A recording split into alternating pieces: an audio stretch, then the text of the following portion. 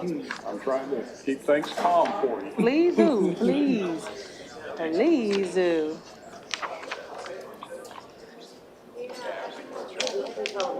I've had some requests that might keep things up, so we'll see No, what it is. yeah, I see something, yeah, one of these good old resolutions.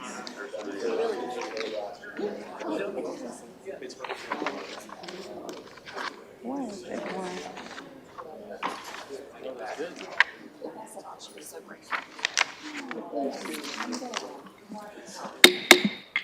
Right, we call our Tuesday, June 13th agenda session to order. Can I get approval on the minutes? Second. Okay, it's been moved and properly seconded. It will stand without objection. Council, if you will take a look at our agenda for this evening, under final reading, if you have any questions, please hit your light. Ordinance on the final reading. A couple of those. All right. Ordinance is on the first reading. We have our budget first reading today. Any questions or comments? Feel free to hit your light. Right. We have several planning items this evening. Are there any questions or comments? Okay. Okay, resolutions. We have one on the council office, one on the finance. See those on the mayor's office and planning. All right. If you will take a look at look at next week's proposed agenda. Any questions or comments, please hit your light. Okay. Under purchasing, we have one purchase and one RFP. Any questions or comments? Right. If you would take a look at future considerations. Any questions or comments? I have Councilman Ledford, followed by Councilwoman Burrs. Thank you, Madam Chair. I do have a question on item 9, referencing the mayor's execution of an agreement on a partnership between a city in Ukraine. And Sure. a few questions, so I'll let you, if you don't mind, Jermaine, go ahead and give your 30-second spiel. All right. Then I'll jump in. All right, will do. So thank you, members of the council. So this is an agreement that proposes a partnership between Trostinets, which is a town in Ukraine. It is a town that has been severely damaged by war. We had an opportunity to facilitate and to begin having conversations with Trostinets as a part of a recent visit to the city summit in Denver. The relationship with Trostinets and a couple of other cities from Ukraine. They were actually invited to attend the summit by the United States aid agency, so USAID, which is an agency within the United States government. And the whole purpose of the relationship is to evaluate whether or not there are opportunities to explore further ties for diplomatic relations, economic development, arts and tourism, sports, entertainment, and all of the other things that kind of come along with cultural life between cities. It is not uncommon for the city of Chattanooga to enter into partnerships with cities around the world. All of you are very familiar with our sister cities, of which we have several. And then in the past, we have also been invited to participate in the Strong Cities Network because of our city has experienced acts of extremism in the past. And so this is one more effort for us to form diplomatic relations with a town in Ukraine. And again, those cities were invited to attend the city summit in Denver, Colorado by the United States AID agency. Very good, thank you. Madam Chair, may I ask follow-up questions? By all means. Thank you very much. So Jermaine, I've got a list of questions. And I Sure. will follow up in writing with these as well. Some of these you may not be able to answer Okay. on the fly, and please do it if you can. So I've already been inundated with emails about this. Sure. The first question that one of my constituents brought to me was establishing a relationship, sharing of infrastructure, sharing of critical infrastructure, setups and whatnot. The question that was posed to me, and I think it's warranted, what if Ukraine loses? Well, so I don't think that it is a bad idea And we as an administration don't feel like it's a bad thing to help another city build roads and bridges. To the extent that we can provide engineers that can help cities to build their infrastructure, or provide some sort of consulting support, we generally think that that's a good thing to do. Now, we understand that the international situation between Russia and Ukraine is a precarious situation, and that is far outside of our control and far outside the control of this country in general. However, as I mentioned before, because of the fact that we are a city, one of the things that we do to build diplomacy is to partner with cities around the world. And so we are not looking to build diplomatic relations with the country of Ukraine. We are not looking to build diplomatic relations with the country of Russia. We are only looking to build relations with the town itself. So on that note, and I'm going to challenge you a little bit. Go ahead. Standard Gap Bridge has been dilapidated and non-useful for 7, 8, 9 years. Sure. And we have resources to send across the water. And these are questions that I think you're going to have people ask, and I think they're legitimate questions. Sure. On my way to work today, I passed countless people on the streets, hungry, unsheltered, and I think folks going to want to know those answers to those questions. So I think that's a fair question, if I may fair. respond. Sure. So, I mean, I think that as part of this process, we're not telling the city in Ukraine that we have all of the solutions to every problem that we've got figured out. Every town has problems. Every city has challenges that it faces. But to the extent that we can help a country that is facing humanitarian issues and that has been bombarded through war, I think that's okay for us to do.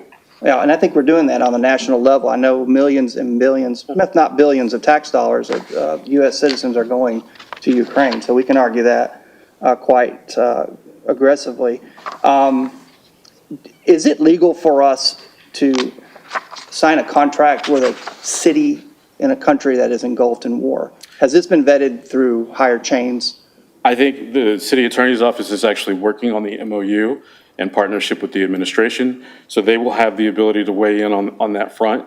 But as I have mentioned before, this is not the first time that we've entered into partnerships with other cities around the world, so I anticipate that there is a way forward for us to do this. Okay.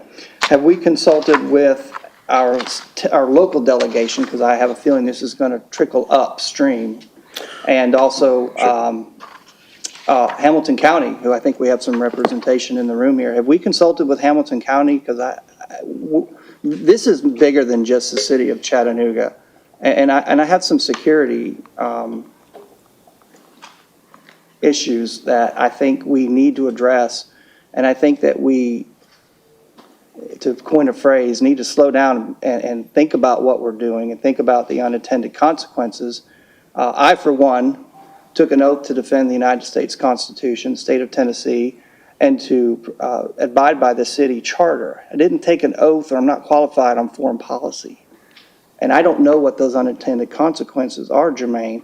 And to have this show up so quickly in the middle of extremely hot tempers and hot situations in the news, it gives me great concern about forming a relationship under such unsettled terms. So I told you I would let it out here. Sure. Because I wanted to make sure you understood where I was and where I think you're going to get some questions or criticism on doing this, especially at this time in history. One of the questions I also have is, if something goes wrong and things don't work out, who pays the bill? Well, I'm going back to fundamental constructs of what the city of Chattanooga is supposed to provide its citizens. And I believe that helping people is an incredible gesture. I really do. I also believe in protecting my family, and I view the city as my family. And I worry. I worry about what the unintended consequences are. Have we consulted with experts in this industry? The city is blessed with foreign relation expertise. Have we gotten an opinion before we jump into legislation from a local body of government that, quite frankly, I'm not qualified. I'm just not qualified to make that call. Yeah. And those are questions that I have, and I don't need an answer necessarily, but I wanted to bring them up Yeah. in an open forum. Well, I appreciate that, Councilman, and I'll go ahead and respond to you, if you don't mind. So this MOU does not propose to give any money from the city of Chattanooga to Trostianex in Ukraine. It is simply to help them provide, in terms of providing some consulting and help better connect them to engineers and artists and athletes here in this, that live in our city. As I mentioned before, this is not the first time that we've built relationships with cities around the world. We've done that through the Strong Cities Network. We've done that through the Sister Cities relationship. And I think that we felt like this was something that we could move forward with, because in meeting with the mayors of Ukraine, the meeting was facilitated by a branch of the federal government, which is the USAID. So we felt like our security concerns were adequately addressed because of the presence of USAID to facilitate that meeting. The last question I have, and this is beyond giving money, which is Sure. not what I'm talking about. I think we're missing. The overarching concern that I have is much broader. Okay, the overarching concern is sharing of information, sharing of technology. That's on the menu, I believe. If something goes wrong, Right. is the city council experienced enough to bear the burden of that consequence if things go wrong? And that's where I'm questioning whether or not we have that capability. And I would really like to see, no offense at this level, Sure. a presentation by those who know more about foreign policy before I can even remotely begin to digest this. I just see bad, as one person told me today, written all over Yeah. this, because we just don't know the unintended consequences. Madam Chair, feel free to respond, but Madam Chair, that's all I've got for right now. This is the wave that hit me when I was presented with this, and I think they're warranted questions, but I don't want us to get bogged down with the "we're not giving them money" question. I want us to overlook this from a very broad lens and try to understand what might happen given the outcomes if things aren't favorable in this situation. And I think that as a city, looking out for our people is okay. Sure. I think it's okay. So, Yeah, I agree. And I think that from the administration's perspective, we are just as committed to the people of Chattanooga as any member of city council. And so as we look to build diplomatic relationships, that's not just a partnership between the city here, Chattanooga, and Trostianex. It is also facilitating the partnerships in the private sector so that you can create more investment in communities overseas, which I don't think is a bad thing to help the private sector with. The city of Chattanooga does not have any trade secrets that we can't share with Trostianex. However, at the same time, we do want to make sure that we are doing everything that we can just to facilitate good diplomatic relations around the world wherever the opportunity to build those relationships exists. understood.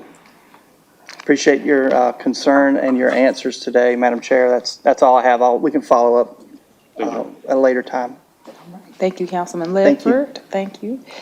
Councilwoman Byrd. Madam Chair, I see there are other lights. Are they on the same topic? Mine's a different one. All right, same topic, okay. Councilwoman Hill and then Councilman Henderson. This topic, okay, all right. You can come back up, Jermaine. Sure. Okay. So this, I was given a heads up, this from the administration, I guess before lunchtime, that this was going to be added to future considerations. And I'm intrigued by Councilman Ledford's questions, and they're points that were not the first things that came to my mind. But they're very valid questions and important questions.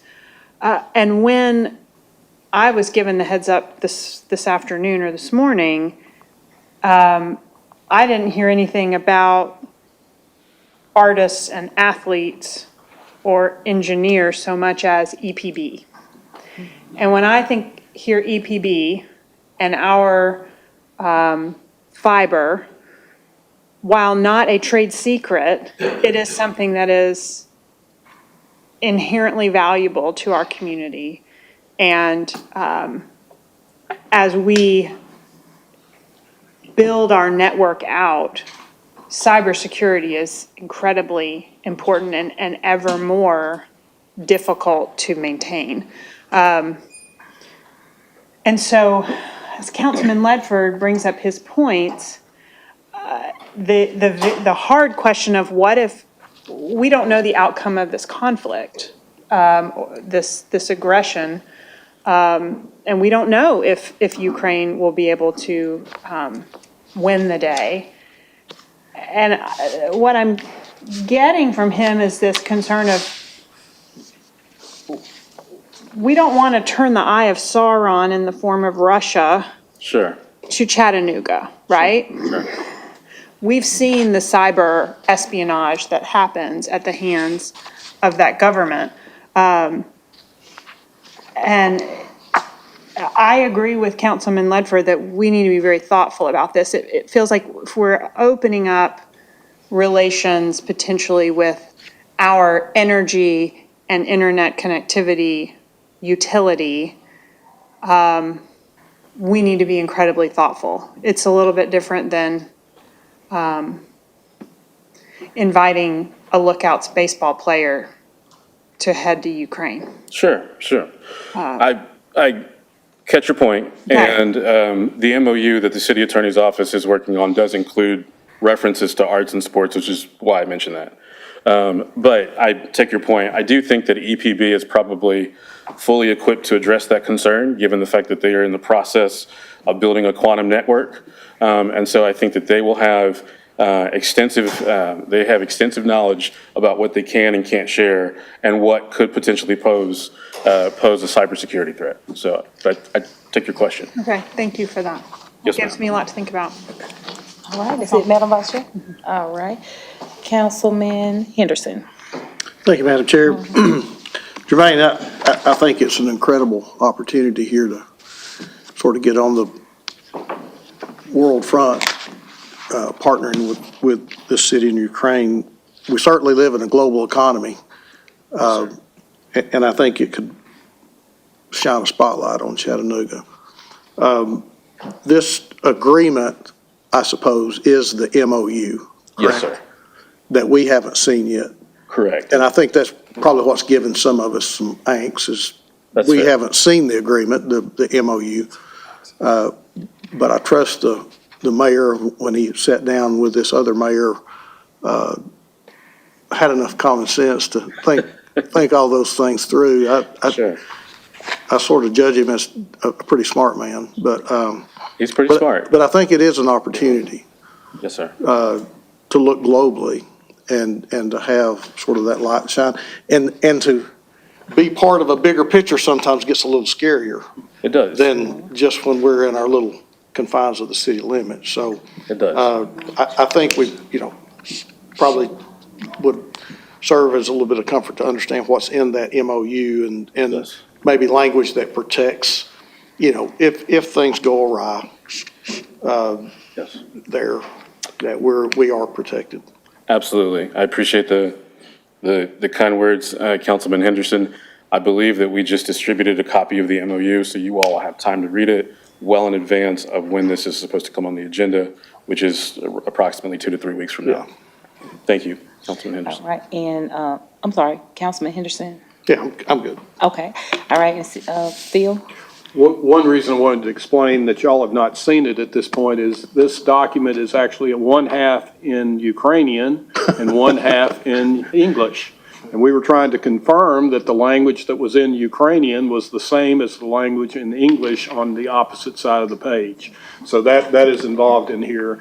And whenever I was looking at this document, initially on the front end of it, I was looking from the aspect of the city of Chattanooga has a number of sister cities out there currently, and this documentation is very similar to what we have with other sister cities. Okay. All right, is that it? Yes, ma'am. All right, I believe that's it, Jermaine, for now. Councilwoman Burrs, if you hit your light. Well, maybe not, Jermaine. It isn't about this. Oh, okay. Okay. Okay. I'll stay up here anyway. Yeah, I'm not sure who can best, it may be that Chris can answer it better. We took an incredible leap in establishing the administration hearing officer, Yes, and it's a really exciting thing that's happening. yes. And July 1st is fast approaching.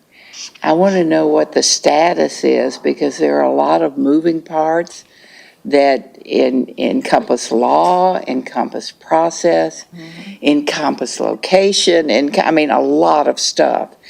And there are a number of people in the community that have been told, rightfully so, to hold back and wait till we get this AHO in place. Right. And I think it's time we move on that and let it happen. Okay. I saw the motion. Is that Chris? Yeah, Chris is on his way. That's cool. I just wasn't sure who it was. Afternoon. Yeah, hi, Chris. Hello. So you already heard what I had to say. did. And I think by July 1st, we ought to be up and running as much as we can. I know we still have to hire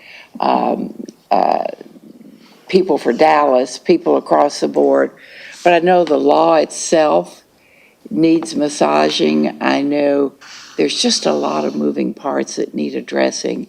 Yes. And I would like very much to see them addressed as quickly as we can. We agree on that, Councilwoman. Thank you for the question. I toured several facilities that are city-owned facilities last week to see what our suitable options were for both the administrative hearing officer, record keeping, and things like that associated with the AHO. We've got a couple of options. If it's okay, I'm not ready to make a recommendation for the That's specific cool. one yet, and I Just so- haven't told the mayor yet. All right. We're still looking at a couple of different places, but I think we've got two really good options for both Administrative Hearing Officer Mallon and any staff and record keeping that needs to go along with that.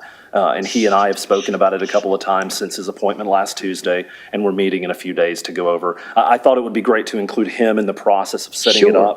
up. So we're doing that later this week as well. Okay, thank you so much. Thank you, Madam Chair. All right, thank you, Councilwoman Burrs. All right, any other questions on future considerations? All right, council, thank you all for your comments and questions today. We do have a departmental report about our 5-year capital improvement plan. So.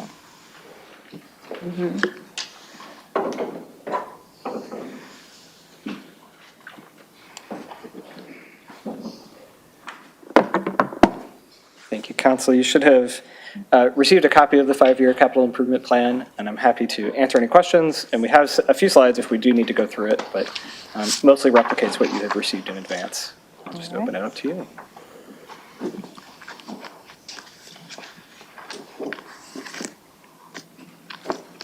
Council members, I know we spoke about it briefly. Did you have any follow-up questions? This is the, oh, go ahead. This is the wrong, this is One West Side. Yep. I noticed the language was modified.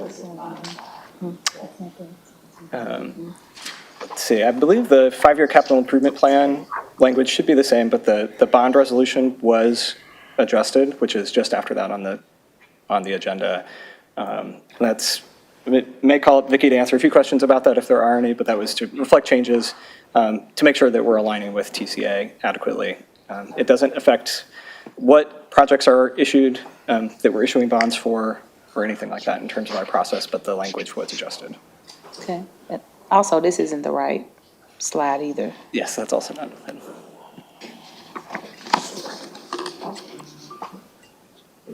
Councilman Henderson, did you have a? Okay.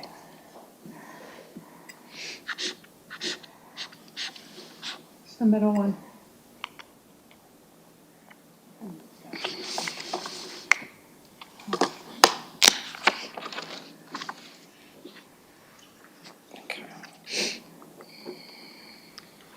Here's the department level capital improvement plan, proposed capital improvement plan for FY24 to FY28. Details of that are on the following slides if you'd like me to look at any of those in more detail. All right, council. Any comments or questions? All right, Councilman Henderson. Thank you. So, Jermaine and I've spoken a little bit to you about this. We have some money in this current capital budget for development and engineering of Raccoon Mountain water and waste.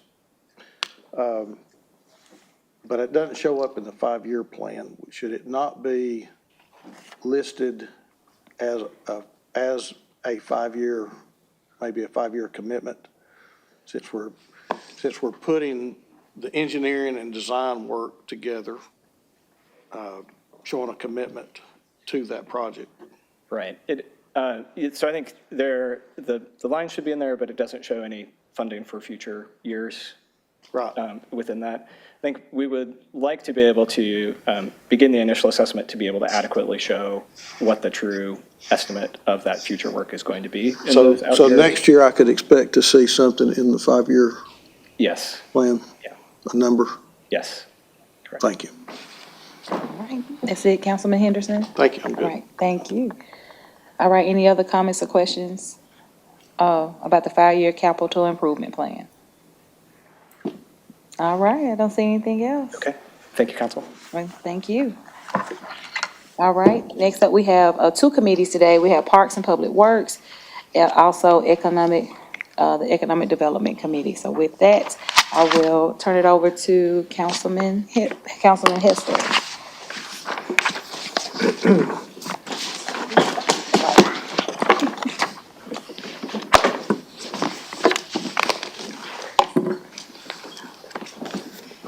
Thank you, Madam Chair. Welcome to Parks and Public Works Committee. Can we accept the minutes? Madam Clerk, can you read ordinance on first reading? 5E, please. On final reading, Correct.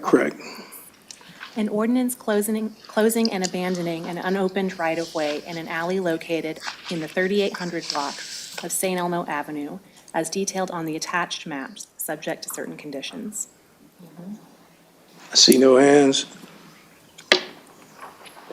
7I, please.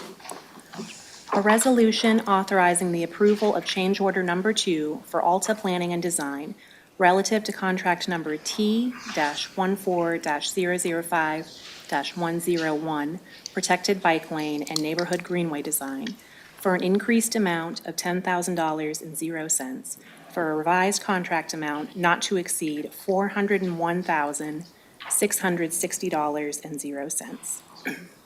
Thank you. J, please. A resolution authorizing the Administrator for the Department of Public Works to enter into an agreement with Stantec Consulting Services, Inc. to perform geotechnical exploration and preliminary engineering services for the Hamel Road Slope Stabilization, T-22-007-101 project, for an amount not to exceed $162,147.45. K, please.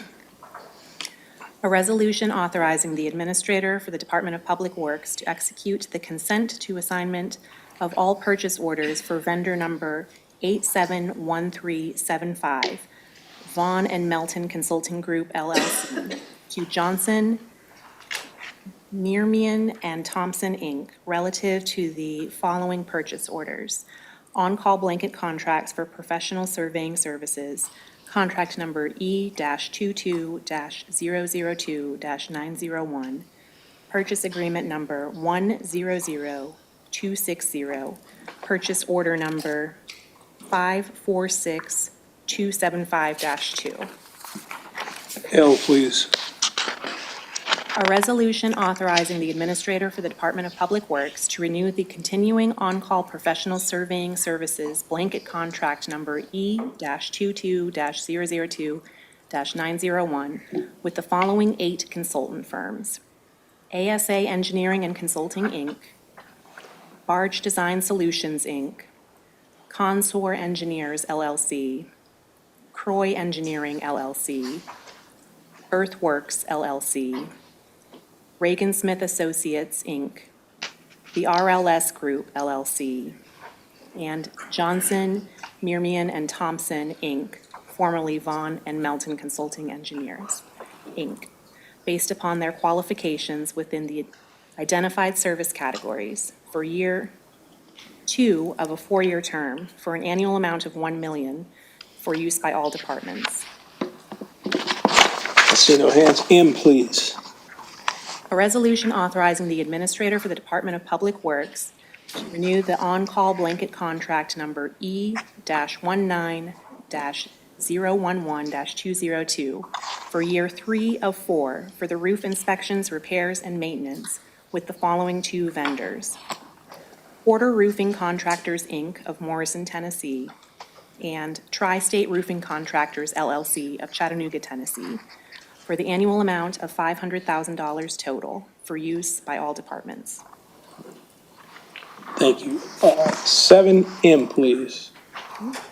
A resolution authorizing the administrator for the Department of Public Works to award contract number P-22-002-201, Chattanooga Police Department RTIC area alteration for the base bid plus alternate 2 to TU Parks Construction Company of Chattanooga, Tennessee, in the amount of $109,800.00, with a contingency in the amount of $30,000, for a total amount of $139,800.00.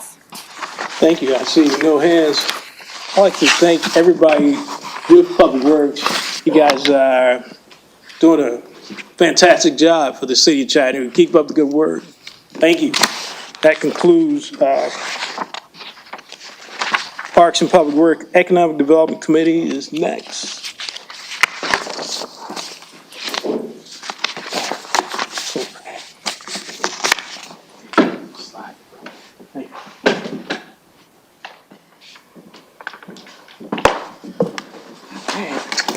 Have we get approval of the minutes? Thank you. Ms. Melissa, if you'll read the resolutions, economic development, B.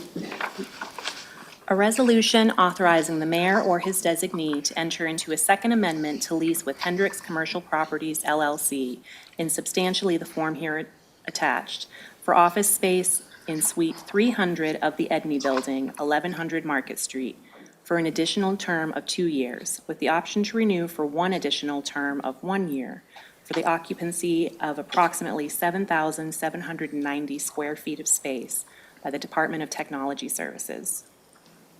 C, please. A resolution authorizing the mayor to enter into a contract for sale and purchase with Warren Partners in substantially the form attached for property located on East 38th Street, further identified as tax map number 167D-E-041, in the amount of $275,000, and to execute all documents related to the transaction with closing fees for an amount not to exceed $5,000, for a total amount not to exceed $280,000. Wait a minute. Who, you got a question? What my thing at? Oh, there you go. Chairwoman Dodd. Thank you so much. Just real quick question to Jermaine. The caption on this, I know we went back and forth about which district it was in, so you're gonna change that back to District 8? Yes, does it say District 7 now? It does. Oh, okay, I'm so sorry. All right, that's all right. Go back to 8. All right, that's all I I want. am so sorry. That's okay. My apologies, Councilwoman Knoll. It is just there's just a stretch of your district along East 38th Street. I know you don't need me to tell you that, but I'm so sorry. That's all. Thank you. All right, thank you, Jermaine. Thank you. D, please. A resolution authorizing the mayor to execute quitclaim deeds conveying 14 certain or certain combinations of parcels in substantially the form attached to the approved highest bidders on properties of the city of Chattanooga and Hamilton County as acquired through previous delinquent tax sales. All right, next week's agenda, resolutions, economic development, J. A resolution stating the intent of the Chattanooga City Council to consider an economic impact plan authorizing a tax increment incentive to support a multi-use development identified as the One West Side Bend project, which development will contain eligible projects for purposes of applicable law. K. A resolution authorizing the acceptance of $228,546.45 from Hamilton County as the city's portion of the March 2023 Hamilton County surplus property sale with $227,049.51 applied as the city's portion, $708.97 applied to city attorney's fees, and $787.97 applied to city treasurer costs. Thank you. Jermaine, ready for what everybody been waiting on, the presentation? Thank you, Madam Chair, and welcome back. Good afternoon. And so I think we have a slide presentation to put up. So part of the unique nature of my job with city government is that I get to bring opportunities before the city that provide for opportunities to expand our economy and to create new opportunities for people. Growing our economy is a big thing. It is important, and it is essential work. And it is work that we are not able to do on our own. It is work that has to often be achieved through public-private partnerships. And so today, we have got quite a significant public-private partnership to contemplate the One West Side Bend TIF. So before I get into the slides, I do want to make sure that I introduce some of the partners that are involved in this effort. So I want to welcome Betsy McWright from the Chattanooga Housing Authority, Jimmy White and Brad Schumpert from Urban Story Ventures. And then we also have Charles Wood from the Chamber of Commerce, who's over here. And then we are also joined today by Dr. Justin Robertson from the Hamilton County Department of Education, as well as Hamilton County Deputy Mayor for Economic Development, my counterpart, Corey Guerin. So I want to welcome them to our proceedings today, and let's get started. The project that we are bringing before you today has the potential to be one of the biggest projects in Chattanooga's history in terms of redevelopment on our riverfront. We are contemplating a project that could span between $800 million and $2.3 billion worth of development. We are proposing a 20-year TIF that would operate under the city's newly adopted TIF policies with the expanded application review committee. And as part of that process, one of the things that I'll need to ask the council today is to consider designating 2 people to serve on the application review committee, along with 2 members from the Industrial Development Board, 2 representatives from the Office of the Mayor, and 1 person from the Chamber of Commerce. We are proposing to do the city's first ever brownfield TIF, which would provide for incremental sales tax as well as incremental property tax revenue. Most of the incremental revenue would come from property tax. This comes from the city's local option sales tax only. Because under state law, the county, by state law, has to make their local option sales tax available to support public education. These numbers are approximate, and we are still working through these numbers. But right now, we are estimating that approximately of the $115 million split, you're looking at approximately $75 million from the city's increment and $40 million from the county's increment. Please keep in mind that on every TIF, the city typically provides more money into the TIF because the county is responsible for supporting public education. And again, these numbers are approximate, but we're still working through them.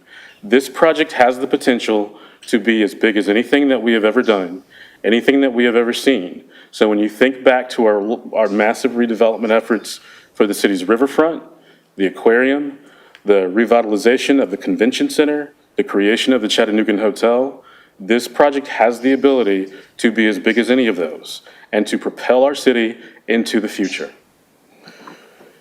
As part of that process, one of the big considerations for the city of Chattanooga was in making sure that there was an opportunity to partner the development that is proposed on the Bend with proposed development as part of the West Side Evolves Transformation Plan. You all adopted the West Side Evolves Transformation Plan last November, and that plan calls for creating a lot more mixed-use housing, as well as economic development, retail, job opportunities, and community centers in the footprint of the West Side. As part of that process, one of the things that the Chattanooga Housing Authority will need in order to be successful is they will need to pursue and apply for a choice neighborhood grant in the amount of, I believe, $50 million, but Ms. McWright can correct me if I'm wrong, from the U.S. Department of Housing and Urban Development. These grants are extremely competitive, they're extremely large, and that is only part of the process because they have to be leveraged with a commitment from local funding which is one of the reasons why we felt like that there was an opportunity to partner this TIF with the Chattanooga Housing Authority. So as part of that, if the Chattanooga Housing Authority is successful at getting a Choice Neighborhood Grant, they would also unlock millions of dollars of low-income housing tax credits that have been committed to them by the Tennessee Housing Development Agency. The successful transformation of the West Side protects the 629 units of housing that currently exist on the West Side footprint today for people between 0 and 30% area median income, and it creates an additional 1,154 additional units. And Betsy can go into the breakdown of where those units separate out in terms of AMI later in the presentation. And so with that, to talk about the vision for the Bend, because all of this would not be possible without the private sector's role at the table, I would like to introduce Mr. Jimmy White to talk about the Bend.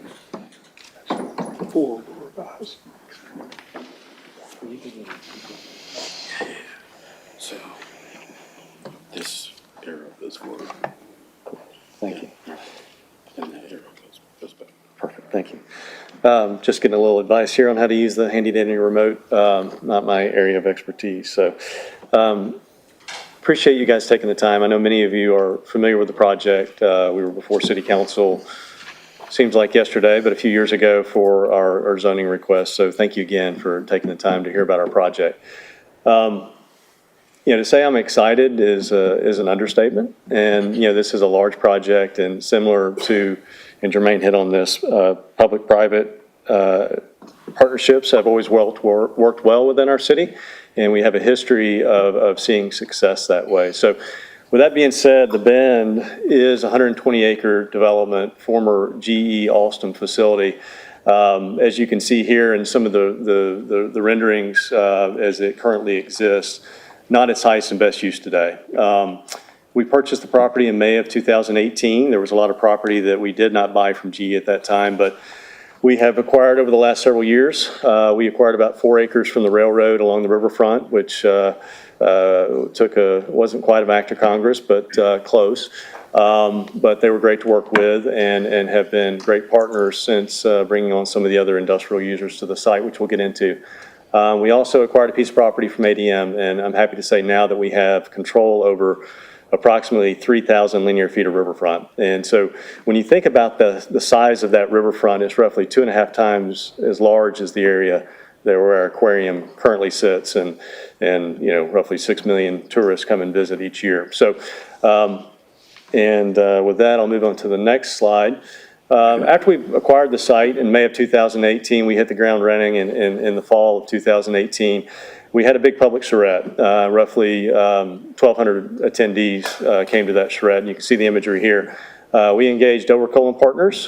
This is an image from one of the existing buildings, which was vacant at the time, which is now occupied by Novonics, and proudly hosts 400 employees and tens of millions of dollars of investment in our community. But early beginnings, instead of a developer coming in and imposing his will, this was a group of Chattanoogans that said, what does the city want to see? Because again, this is bigger than us, and I can't emphasize that enough. So out of that plan, out of that charrette, we got together, and you can see here, met with all the stakeholders early on, met with Betsy and CHA, again, wanting to be good neighbors and learn more about their plans and how we work together. We also met with US Pipe Site and other local stakeholders to get their input. As you look here at the location map, you can see the west side of Ball's plan. You can see the Bend strategically next door. You can also see a map here on the right-hand side that talks about this missing piece of our downtown core. Interesting tidbit, worth getting on Google and playing around with it. If you go from Miller Park to the aquarium, it's roughly 0.9 miles. If you go from Miller Park to the corner of the Bend at MLK, it's exactly 0.9 miles. If you go from Miller Park to our south side, State of Confusion is 0.8 miles. So, when we were thinking about our city grid and how we tie back into this missing piece, you think about Market, Broad, and Chestnut as they head towards the aquarium existing. Think about the end of MLK, Main Street, and 19th Street towards the west side. We've always said day one, we want to bring the river to the city and the city to the river. It's mission critical. We're the scenic city, and our best asset is our riverfront, and they're not making any more of it. As you go into the next slide here, you start to see some of the vision that came out of the charrette. It's a big, bold vision, but when you think about the 21st Century Riverfront Plan, it was as well, and we're all reaping the benefits of that. But again, it took a village to pull that off. It took local stakeholders, nonprofits, city, county, private developers, everyone to come together to pull a project of this size and scope off. So, we have been going through that process over the last 3-4 years now.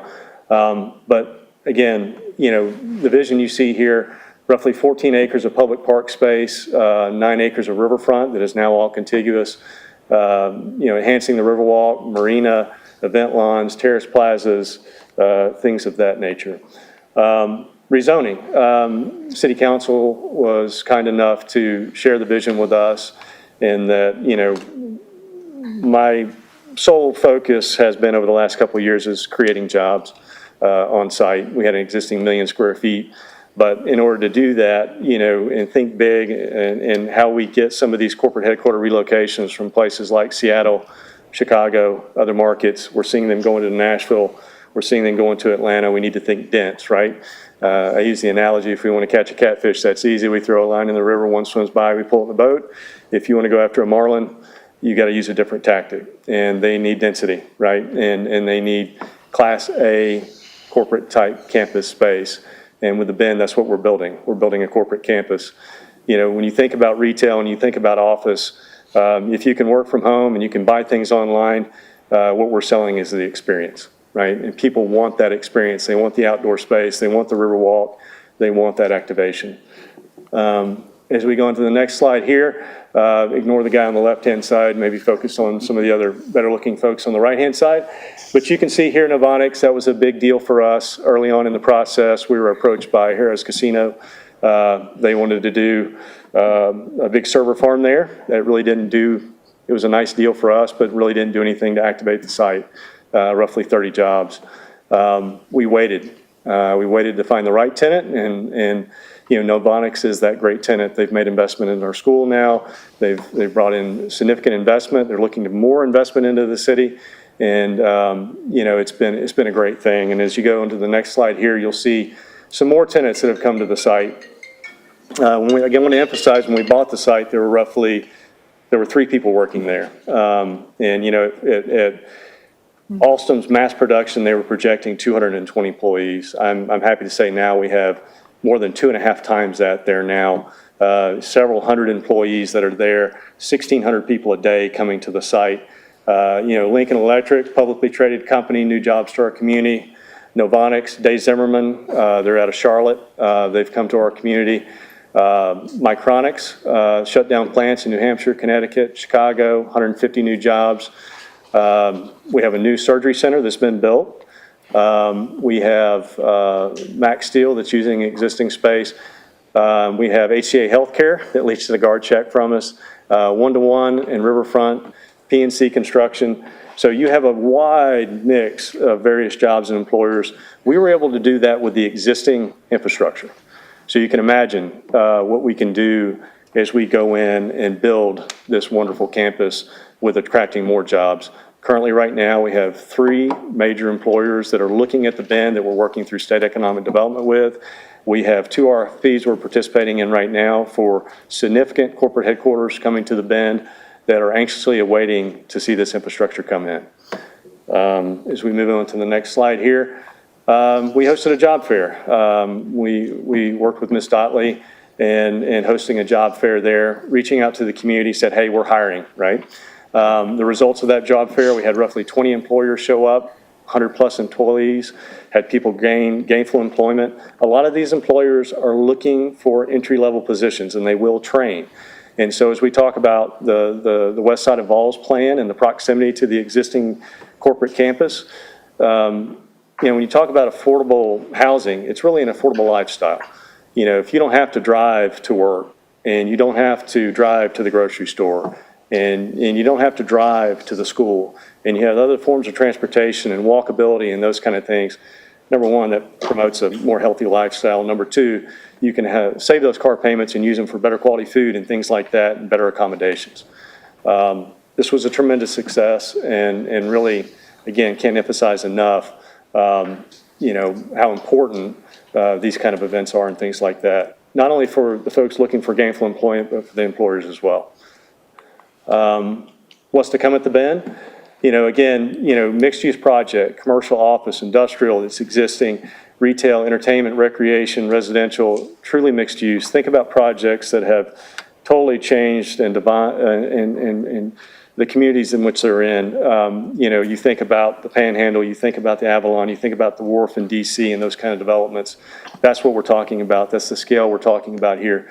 And it's not years down the road, it's now. We have LOIs with multifamily developers, we have PSAs, and we'll get into the retail here in a second, but we have partnered with some of the best retail developers in the country. And I'm really excited to tell you more about those. Again, when you look at this slide here, variety in the business, plenty of public space, walkability. Again, these were things that came out of that charrette. We want an entertainment district. We want a music venue. We want more activation of the Riverwalk. We've got a couple of restaurants now, but more. With the marina, we're going through the approval process with TVA and the Corps of Engineers. They've been very gracious with accommodating our plan. They view it as a big economic development driver as well. But that'll bring a whole other class of tourists to our community via boat. Think about folks being able to come from Scottsboro and places like that. I picture the Vol Navy because, I gave them 5 of my best years. But, think about the Vol Navies. They had the game day in Knoxville. That'll bring, right now we have a shortage of those kind of public slips right now in their downtown core. Again, when you're looking at this is some of the imagery that we're putting out there as far as recruiting these jobs to the community. I went and met with the U.S. Chamber and took my Chattanooga hat off and asked them a question. I said, I'm from Chattanooga. I have my own perception of who we should be recruiting in the job market, but where do you see Chattanooga? What should we be going after? And I got an interesting response. They said aerospace. I've never thought of that before, right? Well, you think about these major aerospace employers, we've got Oak Ridge National Labs, we've got Huntsville and NASA in close proximity, we got Tullahoma Air Force Base.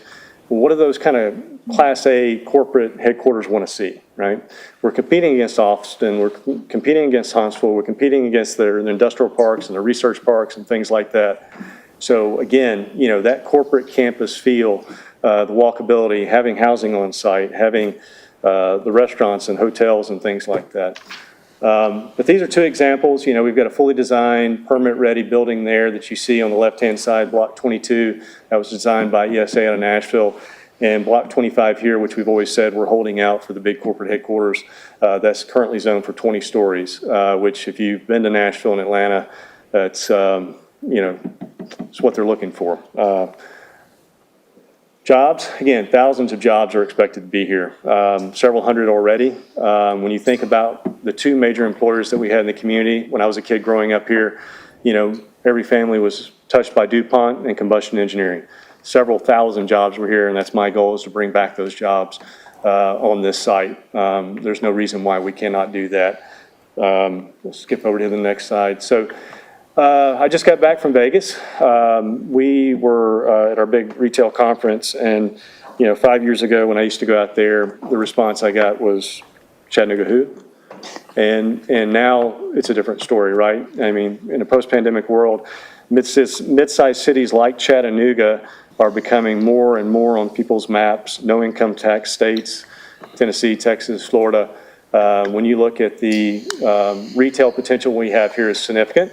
So with that being said, we've partnered with a group called Hill Partners. And Hill Partners is based out of Charlotte. Bob Spratt and his team, they are the best urban retail developers in the country, period, in discussion. Biltmore Village, Coconut Creek, Barefoot Landing, but not only just the retail component, but the experience, the programming, yoga on the lawns, things like that, activation, community benefit. I mean, just really getting the community involved, Christmas tree lightings and all these other things. It's really, really exciting, especially with what we can do, not only with the retail, but the programming in the riverfront. But, food and beverage, apparel, especially entertainment, a great mix of local, national, and regionals. And nationals that aren't here. but will come here because of the density, because of the downtown proximity to downtown, and because of the experience. Again, the experience that we're giving them, which is really what we're selling. And again, here's some of the injury. We just had another charrette that came out, Callison Architecture Firm, Hill Partners and us partnered with them. This looks like a place that I think most Chattanooga's would want to be. And again, that's not me saying that, that's the community saying that. This is what's come out of our multiple charrettes. You know, you take some of the existing steel structures, which is a nod to the history of the site. Again, programming that with not only music venues, but community benefit. Some of the restaurants, our ground level space is, from an activation standpoint, and our rooftop space, I view those the same, right? Our view sheds of the national park, the mountains, that's what's going to bring people in, our natural beauty here within the community. Again, you can see some of the imagery there. It doesn't say the Bend, it says Chattanooga. And when you look at the programming there, that's an the top left-hand view there, that's our main boulevard, which is Park Boulevard, off Riverfront Parkway. Very welcoming. And again, just on the other side of the street there, the connectivity to the west side of Ball's plan. It is one project. And with that being said, I will turn it over to Betsy and the west side of Ball's. Go right? Right. Okay, we'll advance it. Good afternoon, councilors. Okay, perfect. What's to come with Westside Evolves? This is just an overview that I'll go into a little more detail as we proceed through the presentation. But I've talked to most of you individually. We plan to build new, affordable, mixed-income units on the Westside Evolve site. No longer are we going to have pockets of poverty on the west side, and that's why truly your consideration of this TIF is going to be life-altering for people who have lived in poverty for a very long time. We plan to do a mix of different kinds of housing to spark vibrancy, commercial activity on Main Street and MLK, and economic opportunity across the 115-acre site. As Jermaine mentioned, our Choice Neighborhood Implementation Grant and all of the income that we will bring in, investment we'll bring in associated with that, will really be, again, changing for this neighborhood. So where is the west side? And most of you know this, but I'm just going to reacquaint you again. On the north, we have MLK. On the west, we have Riverfront Parkway. We have just a little bit of Main Street on the south, and then we have I-27 on the east. You can see that for a long time, this property has been isolated from downtown with limited accessibility to the downtown area and really no accessibility to the river. To give you an idea of what's located on the site, we, the CHA, actually own 1,015 units in the College Hill Courts, Gateway Tower, Dogwood Manor, and Boynton Terrace. We currently own the James A. Henry building as well. There are 3 other rental properties on the site, Boynton Overlook, Riverview Tower, and Golden Gateway, for a total of 73 additional units. So as you can see, there are 1,500 families who reside on this site currently. The city owns the Youth and Family Development site, which is a 6-acre site, which I'll talk to you about in more detail in a minute, and they own an 80,000 square foot Sheila Jennings Park. In addition to these facilities, there is a church, there's a child care center, there's at least one nonprofit, and there are 12 businesses that line Riverfront Parkway. Let's see what's next. So this is the footprint, and you, the City Council, adopted this plan back in November of 2022. I did want to give you a sense of what informed the plan that you accepted, though. In terms of the planning process, it began in September of 2020, and we used a variety of media to secure information from our residents in the greater Chattanooga community on what should be included in the plan and what should happen on this footprint. First of all, we assembled the community advisory group, which consisted of elected officials, residents, faith-based leaders, and others throughout Chattanooga to comment on a monthly basis on our progress. We used pop-up engagements, and these were kind of fun. It was during COVID, not a lot was happening. So around the holidays, we would just gather somewhere on the West Side site and do a Halloween party, but something to bring the residents out. And we used those pop-up engagements to further educate them. Throughout the time during the planning process, we used virtual and in-person meetings to try to educate the residents. And these were resident-only meetings, so we really delved deeply into what we expected as this process went forward. We had an imagination team, and I'm the least artistic person in the world, I'll tell you that from the beginning. But we combined poets, artists, musicians, historians, to embed in that community and talk to the people in ways through art that would not elicit the same kind of input that we otherwise would get. We had a street fair in July of 2021 where we rolled out everything that we had learned. 300 people attended, and they in turn gave us more insight into what they wanted to see in the community. I want to talk to you specifically about the surveys. I've mentioned these to many of you. We actually went door to door throughout this process at College Hill Courts, doorstep to doorstep, and we engaged in 45-minute surveys of each of the resident families. We reached 82% of them, and we asked them things not just about the design of the buildings that they might want to live in the future, that we wanted to know their medical needs, their mental health needs, their educational aspirations for their children and themselves, what career opportunities they want to explore. We also talked about relocation. And one of the questions, and this topic has come up quite consistently in the recent weeks about relocation.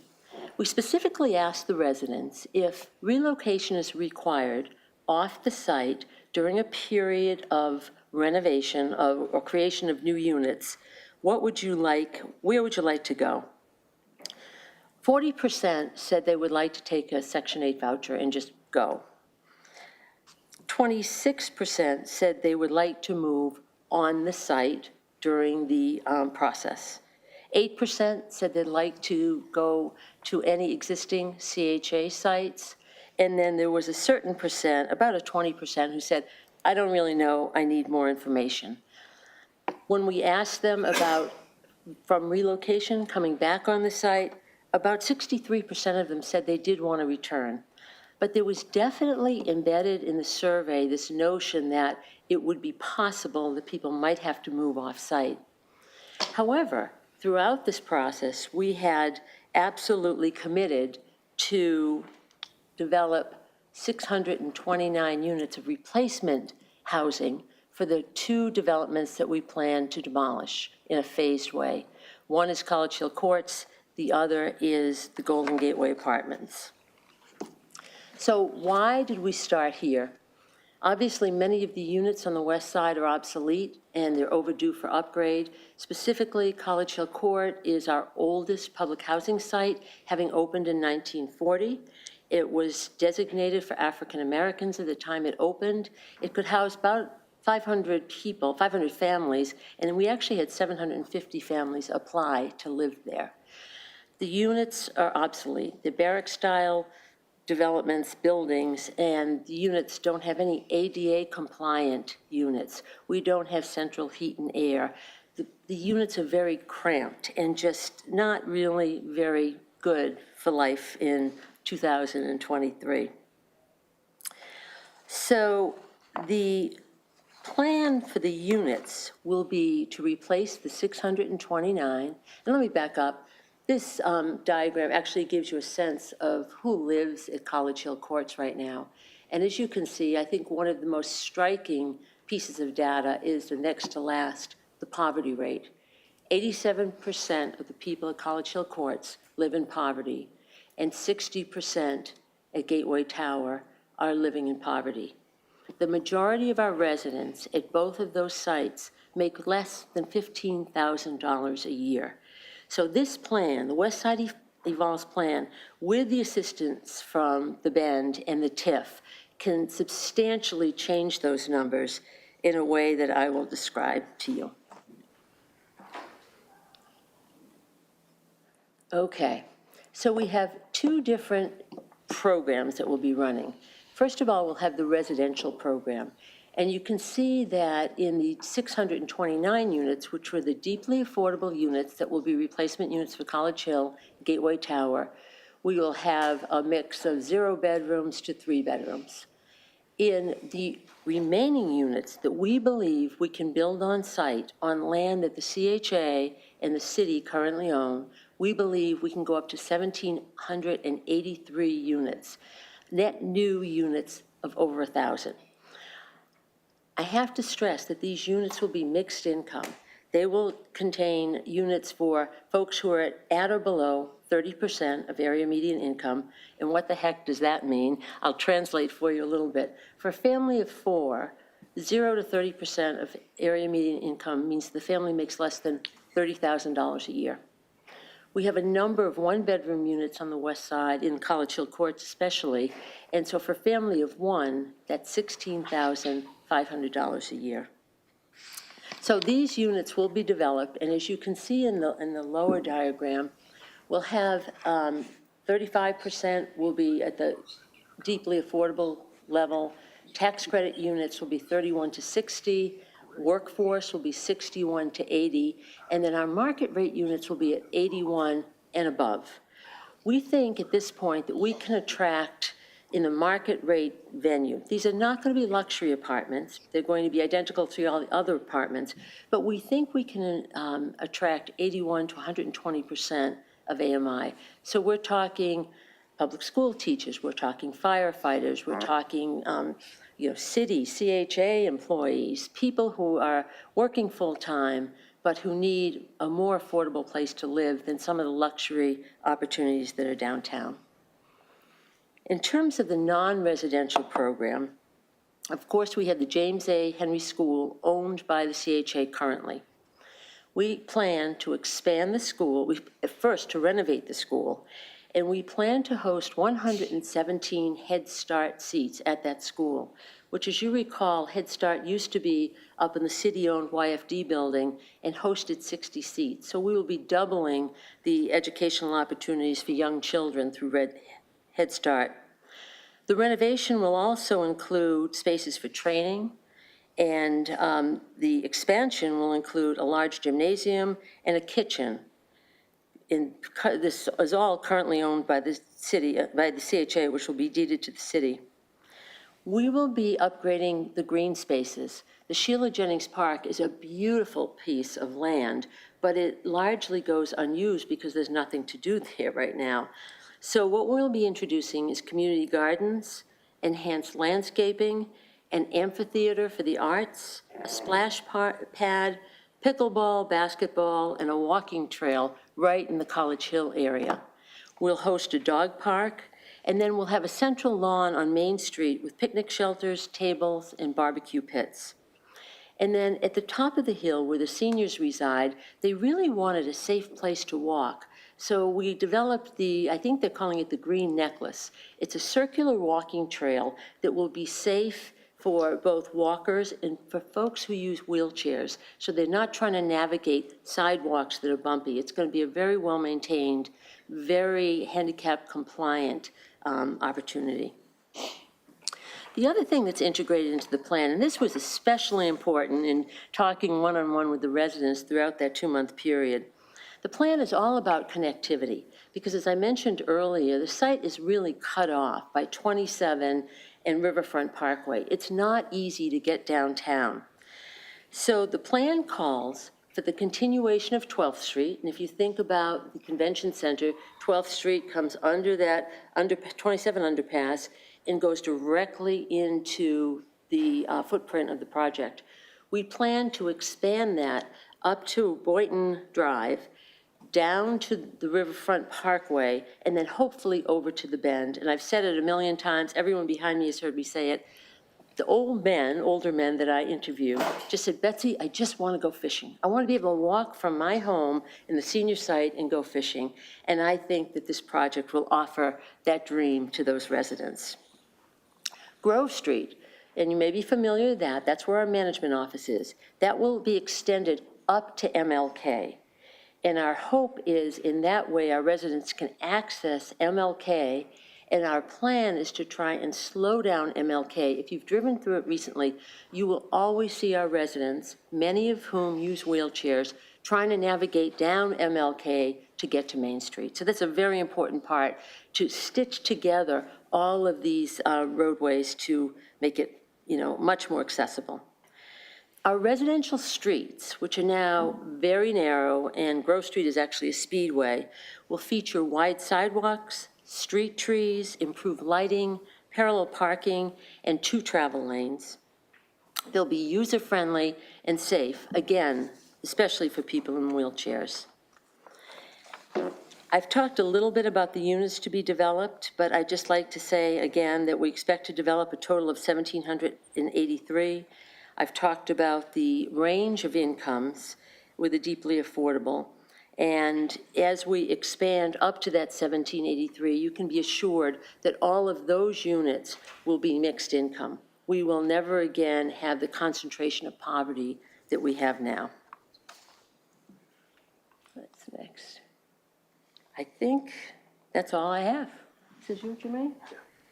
Thank you. Councilman Henderson? Well, are we through with the presentation completely? Sir, not yet. Oh, okay. So as we continue through this process, obviously what the city is proposing is to take some of the increment, a portion of the increment created by the private development, and then enter into an intergovernmental agreement with the Chattanooga Housing Authority to dedicate some of that increment to help them in their efforts to find the local match, to secure the local match, to make them competitive for the Choice Neighborhood Grant.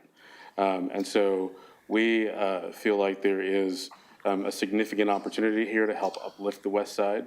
And we also feel like there are some key benefits in terms of public infrastructure, economic development, speed to market. And again, all of the risk here is being sort of borne by the developer, because the developer is going out and the developer is trying to redevelop the property.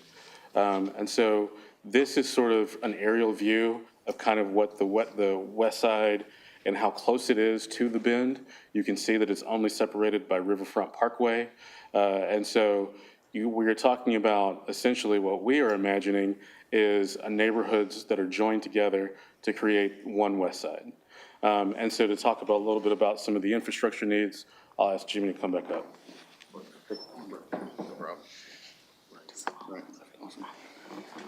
All right. I get to talk about the really exciting part, infrastructure.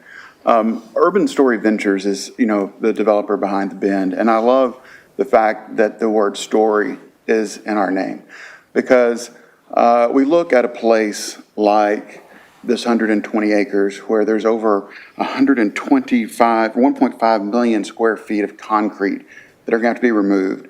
2/3 of it doesn't have infrastructure. And we think that's a really ugly piece of land in a brownfield. And Jimmy looks at it and goes, well, the story's not finished yet. Let's go and see what we can do with this and continue and tell the rest of the story. And part of that is putting together this design by Dover Cole with these very small streets, with a walkable neighborhood that's going to be one of the neatest places in Chattanooga. When you think about what's going on with across the street and how we're redesigning Riverfront Parkway, this becomes one awesome neighborhood. And of course, we have designed this to the point that we know exactly that we have 3 miles of roads to put in. 3 miles of roads, 5 miles of electricity and water and sewer. We've got streetscapes. We've got over 700 trees that will need to be planted in the first and second phases of this design. If you look at our phases here, we'll talk a little bit about the phasing. Phase 1 is where currently there's a gate and Main Street ends, and across the street is the Housing Authority side. That's what Betsy was kind of talking about. Currently, there's no way for someone just to walk out their door and walk down Main Street, Chattanooga, and go fishing. And that all changes with Phase 1. This permit is ready to go, and Now that gate goes away, that street is rebuilt, new infrastructure goes in, the trees are planted, and now they'll walk past, hopefully an 11-story office building on one side, Novonics on the other. They come down to a corporate pad of a 20-story building that was zoned for that big fish that Jimmy talked about, and it ends at a hotel and a resort and access to the Riverwalk. Access to the Riverwalk that's now closer to the river because we were able to buy about 3 acres that ADM wasn't going to sell at one point, and the Riverwalk couldn't go on. So we're able to move that Riverwalk closer.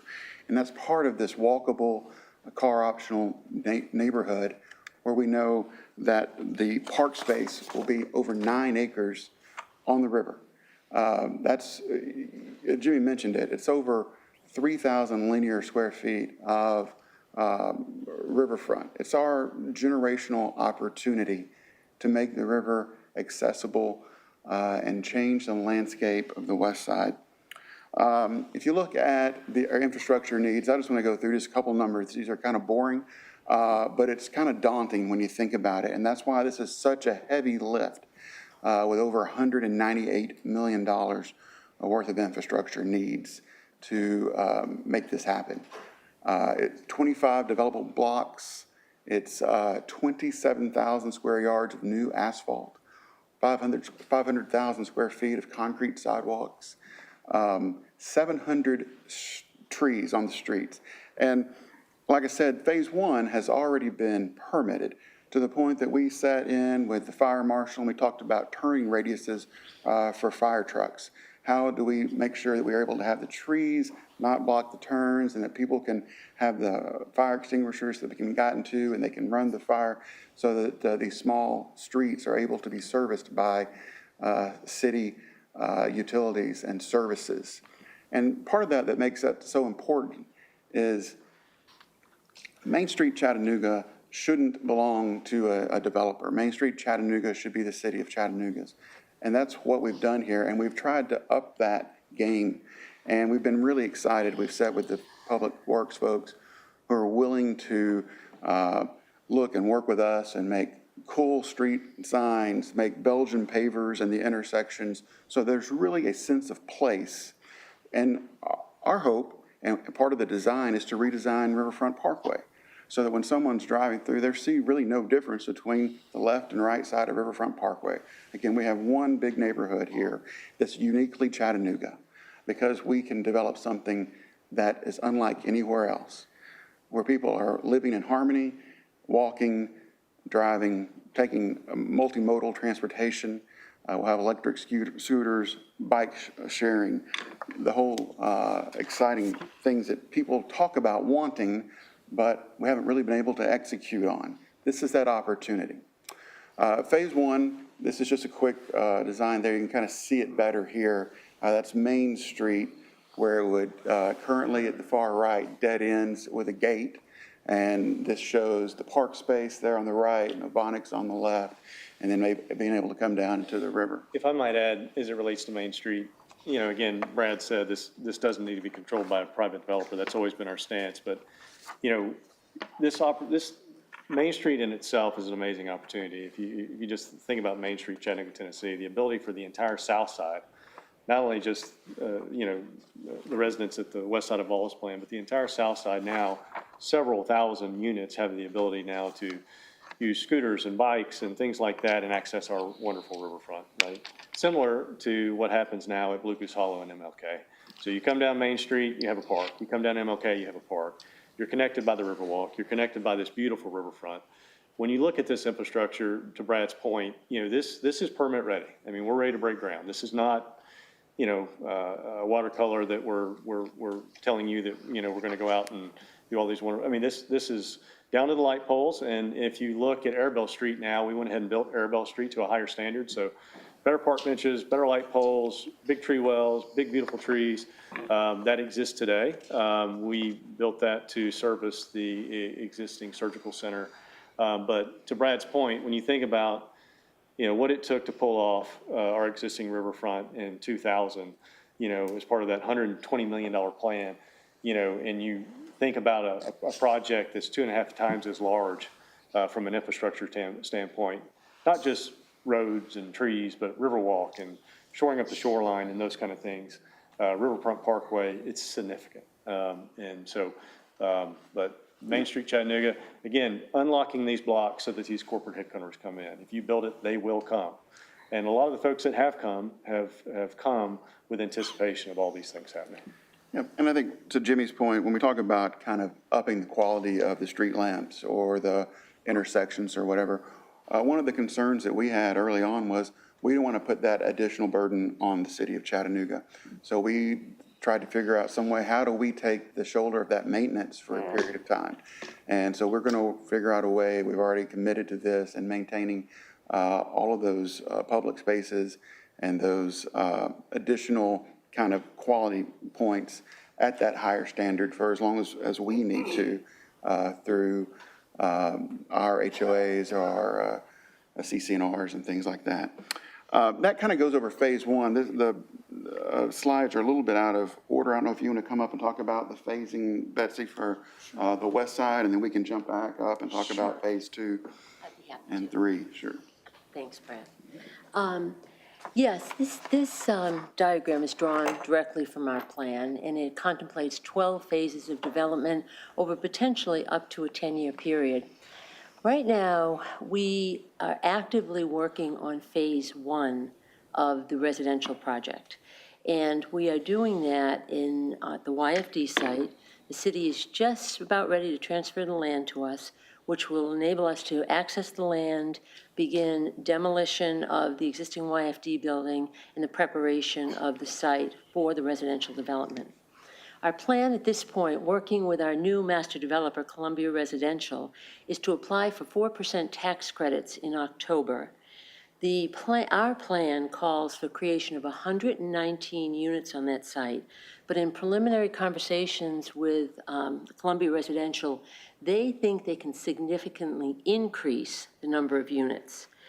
Greater density is helpful because, as I said, this is a bill-first site, and our plan is to try to maximize the number of residents that we can move from existing units at College Hill Courts onto this site in the first instance.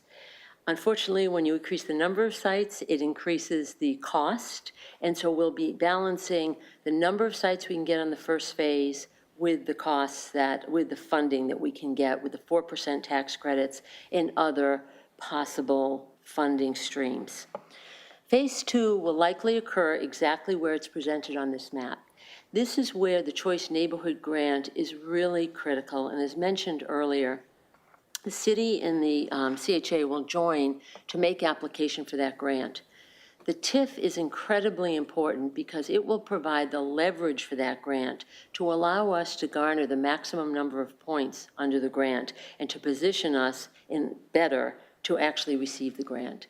As I mentioned, the grant in turn, if we receive the $50 million, Tennessee Housing Development Agency will give us up to 8 years of successive 9% low-income housing tax credits, essential tools in developing affordable housing. As I mentioned earlier, we suspect that we can build up to 1,783 units on this site. But if we can acquire more land on the footprint, the plan calls for creation of up to 3,000 units on the site. And although the TIF is an amazing start to this process, we do believe with the work that the Housing Authority is doing to attract investment in just this footprint, we can bring to the city up to an additional $600 million to $1 billion in investments over time. The remaining sections and the remaining phasing is up in the air. It really depends on the speed with which we can secure financing. We've talked about doing twin LIHTC deals, which would contemplate getting the 9% deal from THDA and then coupling it with a 4% deal so that we could possibly engage in 2 phases at once. And just in terms of the timing of the phasing, it's projected that we'll take about a year in pre-development preparation for each phase, and then 12 to 18 months to bring the units out of the ground. As we're working on phase 1, we'll go to pre-development on phase 2, so there'll be some overlap. So we'll move this project along as quickly as possible.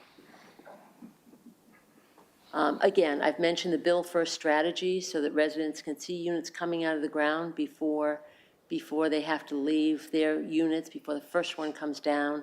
It will all be mixed income, and we're there to replace obsolete housing, basically. Thank you.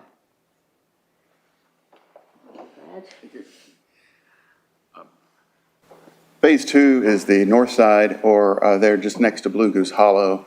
And this section is in the process of being permitted. We're very close, making some tweaks on the grid because we've added a urban grocer, which we think will be a huge benefit to this section of town and be able to remedy some food desert issues there along Riverfront Parkway, which is really cool.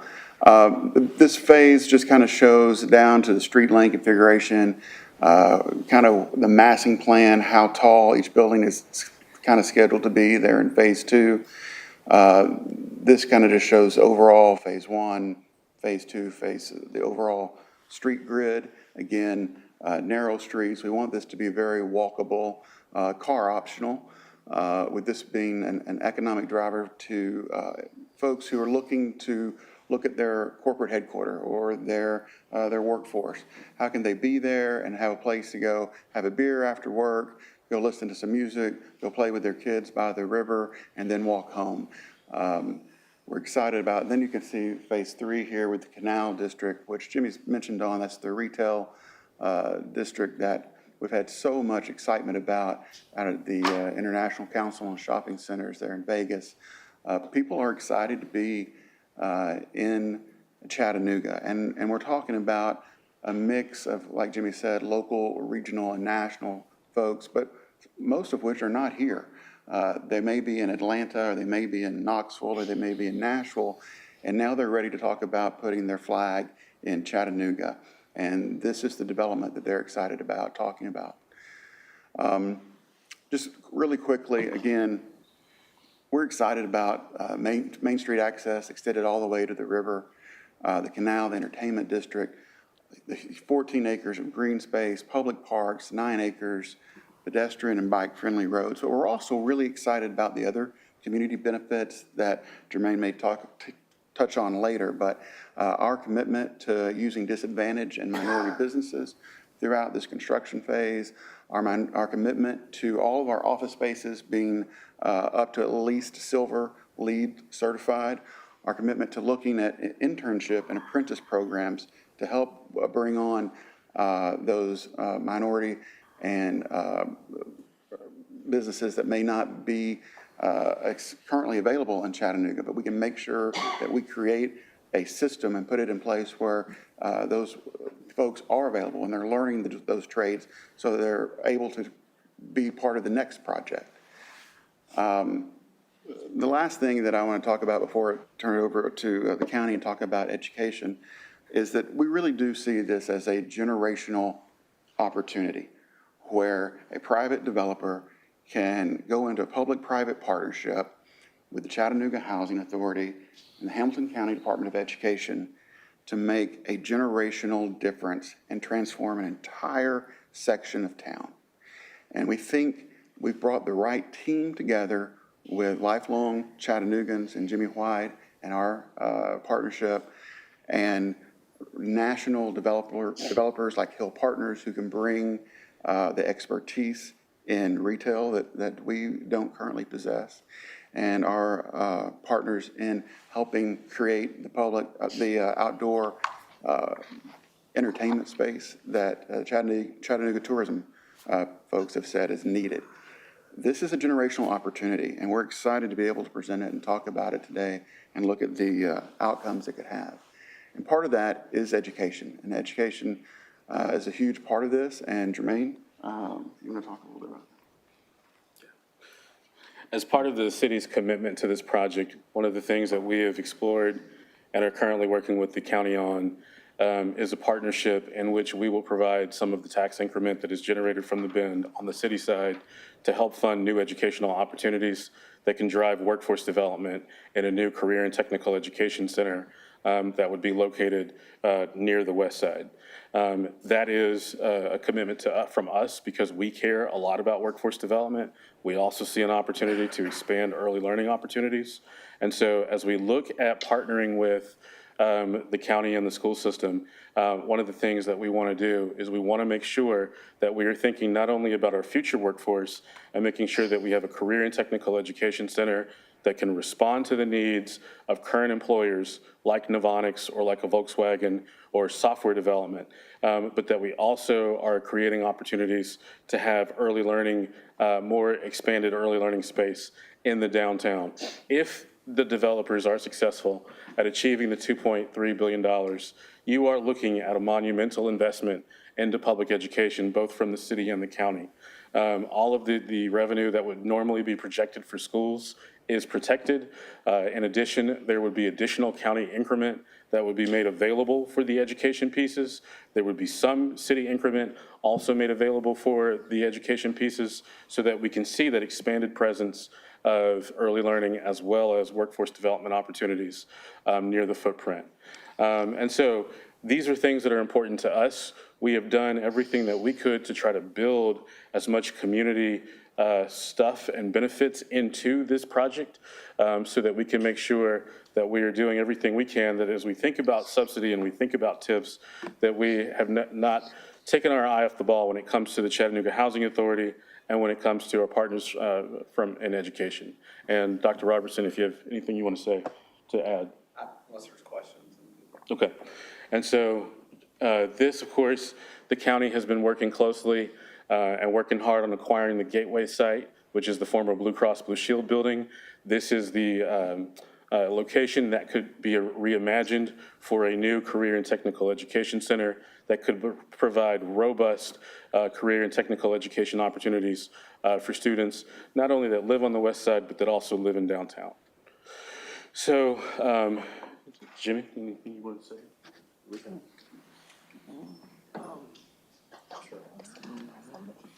Yeah, I really don't have a lot to recap other than, I'm anxious to answer any questions that you might have and that, this is a transformational project and we really have been at this a while now and put a lot of thought into this and wanted to make sure we presented you with something that is transformational for our city, but also the people that live within our city. I mean, this will change lives, and it really will. And both from the quality of the current housing, but also from an education standpoint, and allow them to succeed far beyond. I'm one of these Chattanooga residents that have seen, again, what, growing up in this community, what when we all put our heads together, what we can accomplish. And I think this has the ability to really, really do something special in our community. As you can see here, there's a list of all of our local partners, our regional partners and national partners. And I think with that being said, you've been very gracious with your time and the opportunity to present this to you. And I think we're ready now for questions. Oh, you want to recap? Sure. Sure. I had a Girl Scout leader who once said to me when I was teaching in class, tell them again, and tell them you told them. So I'm going to tell you, I told you this already, but our West Side Revolves recap will involve non-residential development at James A. Henry, which will offer a variety of services to our residents to help them move forward in their careers. As I mentioned, we have the 12-phase plan, which contemplates 1,783 units. Columbia Residential is going to be an incredibly good partner who will help us rethink and think through this plan to make it come to a reality. And then we do have plans for potential future acquisitions. As I mentioned earlier, if we can acquire more property on that footprint, then we think that we can possibly increase the number of units that we create from 1,783 up to a very ambitious 3,000 units and bring additional investment into the West Side. Thank you. So in addition to the things that we've talked about already in terms of the support for public education, the support for the Chattanooga Housing Authority as they pursue the Choice Neighborhood Grant, the developer is also committing to making sure that there are at least 10% of the multifamily rental units that are affordable to people at 80% or less of AMI. They're also committing to making sure that 30% of contracts are available to people, to disadvantaged businesses, which includes minority-owned businesses as well as businesses owned by women and veterans. Brad mentioned the LEED Silver standards earlier, as well as the dedication of park space to the city. And then, of course, there would be new public infrastructure that would be dedicated to the city as well, in addition to the developer's pursuit of a central business improvement district to be able to create some additional sort of improvements in the public infrastructure that would outlive or sort of be enhanced. There would also be multimodal connectivity improvements to make sure that there's plenty of access to the Riverwalk, greenway access, as well as bike access. And so as we talk about the revenue, this TIF is interesting because we are imagining a pro rata split. So we are not imagining that the Chattanooga Housing Authority waits to the back end on the back nine to get the revenue.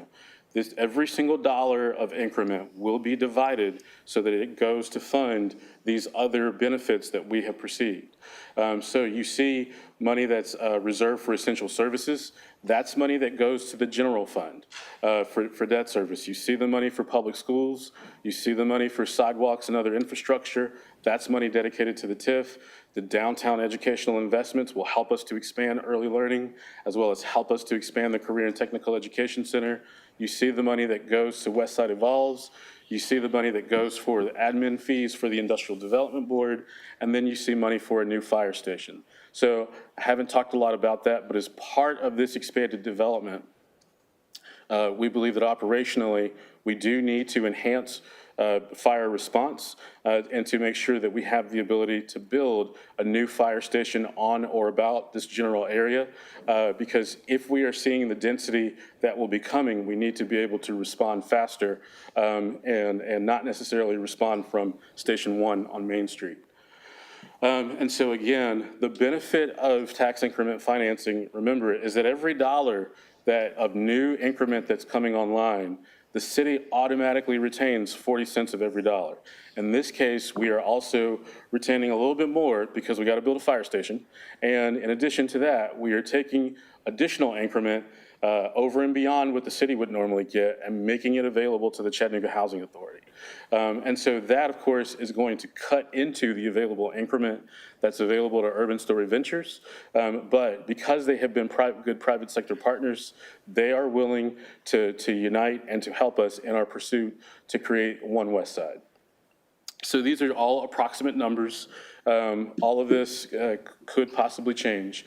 But let's assume that the developer is taking on all the risk. And so let's assume that there's only $500 million worth of development, okay? $500 million worth of development is a whole lot of development, all right? We think this is an $800 million to $2.3 billion project, but let's say that there's only $500 million. We believe that through the current calculations, the city would get about $36 million to its general fund. There would be about $18 million to Westside Evolves. There would be about $6.3 million to fund the downtown Career and Technical Education Center, and $3.6 million to fund the new fire station. Now, granted, and then of course the TIF that would be available to Urban Story Ventures would also be significantly lower. It would also probably be around $25 million. And so, and this is of course speaking just from the city side, not the county side. If there were $800 million worth of development, you'll see $144 million of incremental property tax. You would see about $57.6 million going to the general fund, 28.6 going to Westside Evolves, 10 going to the Downtown Career and Technical Education Center, and 5.7 going to the new fire station. At $1.3 billion, the numbers just get bigger. So there's $234 million of incremental property tax, with $73.6 million going to the city's general fund, 46.5 going to Westside Evolves. And you don't necessarily need me to read all of this, but these are all of the things that we would have available and all of the resources that would be created because of the new development. And so that is the reason that we want to use tax increment financing is because, again, in order to achieve this, the developer is taking on the risk so that the city or the county doesn't have to. And so at $2.3 billion, which is what this predict is sort of the maximum end-all be-all, you would see $433.4 million worth of new property tax revenue we would make available as part of the $115 million TIF, a $15 million incremental sales tax TIF that would be available, that would also create some additional revenue for the general fund as well as for our affordable housing fund. There would be $153 million to the general fund, of which 20 would be sort of set aside for a debt reserve fund, just to make sure that key pieces of infrastructure that are important to the city get paid for. There would be $85 million approximately. Again, all of these numbers could change for Westside Evolves. The city's maximum contribution for the Career and Technical Education Center would be $32 million, and then there would be $22 million for a fire station. And so as part of this process, as we get kind of to the end of this, the vote that we are asking you to take next week is not a vote to approve of a TIF.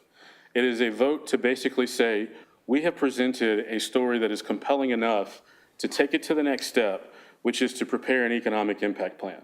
The economic impact plan is the legal document that is required by state law that basically describes everything that's come from the application and puts it in a format that is familiar and easy to understand in terms of advancing this to the next step. Again, this is next week's vote is not a vote to approve of a TIF. It's just a vote to put together an economic impact plan, to put together an application review committee, and to go through the steps, which would then lead to a public hearing before the City of Chattanooga's Industrial Development Board, votes before the City Council and the County Commission, and then finally a development and financing agreement. And with that, we'll take questions. Okay, Councilman Henderson, we had you in the queue, but was that from last time? No, that was This for is now? this. All right. You are active, sir. I tell you what, could you go ahead and let everybody else go?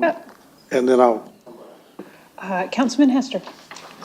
First of all, let me say this, Jimmy White and your team, I applaud your efforts, your passion, your foresight, your vision as far as the transformation of the Bend, creating jobs, opportunities for Chattanoogans. But I do have some reservations when it comes to this, because I noticed a trend in Chattanooga as far as restaurants moving from the North Shore to State Street and on, and restaurants closing down business, just shuffling, moving around. So I think that's something we should look at. And I guess that 63% of the residents have a desire to move into the West Side area, if possible. So I think those two things I'm concerned about, and hopefully we can clear it up. But I applaud your effort, and I know you're very passionate about it, and you talked about it. And I would love to see the marina down there, the amphitheater that you described to us last week. And I think it'd be good for the city. And I know a lot of cities are moving toward these type of developments. So thank you. And I'll go ahead and respond to that on Jimmy's behalf, and Charles may want to come up to say a few words. One thing that we want to see is by continuing to invest in different parts of the city, we want to make sure that we are attracting more and more people to the city. There's going to be growth. This is a sort of a building for the future. This is not building for tomorrow. This is not building for next week. This is building for the future. And so as our population grows, as we begin to recruit more companies to our city to create more jobs, there will be more people that will be here to support retail that is here, retail that on the North Shore, retail in Hamilton Place. The aggregate of the city will grow and the economy will expand. I had another question there, but you answered that question. It was about annually on the average, how many new residents moving to the Chattanooga area, but kind of. Well, right now we have about a 2.2% growth rate that trails Knoxville, which has a higher growth rate than we do, as well as Huntsville. But again, this is an opportunity for us to build our city for the future. It is an opportunity to build an environment that will create and house many new jobs. And so it's an opportunity to transform our riverfront. And so we've seen growth in different parts of the city. Our downtown is growing. East Brainerd, as Councilman Ledford could say, is always growing. And District 6 along Old Lee Highway, we're seeing growth. We've obviously done a TIF expansion of the Rise Partners property and a pilot for Kordza and Hickson. So as Madam Vice Chair knows and as Councilman Smith knows, growth is happening. And so this is an opportunity for us to try to get our arms around it and to sort of build for the future. Thanks. Yes, sir. Councilwoman Dolly. Yes, hey Jermaine. Yes, Madam Chair. Yes, I do have a few questions.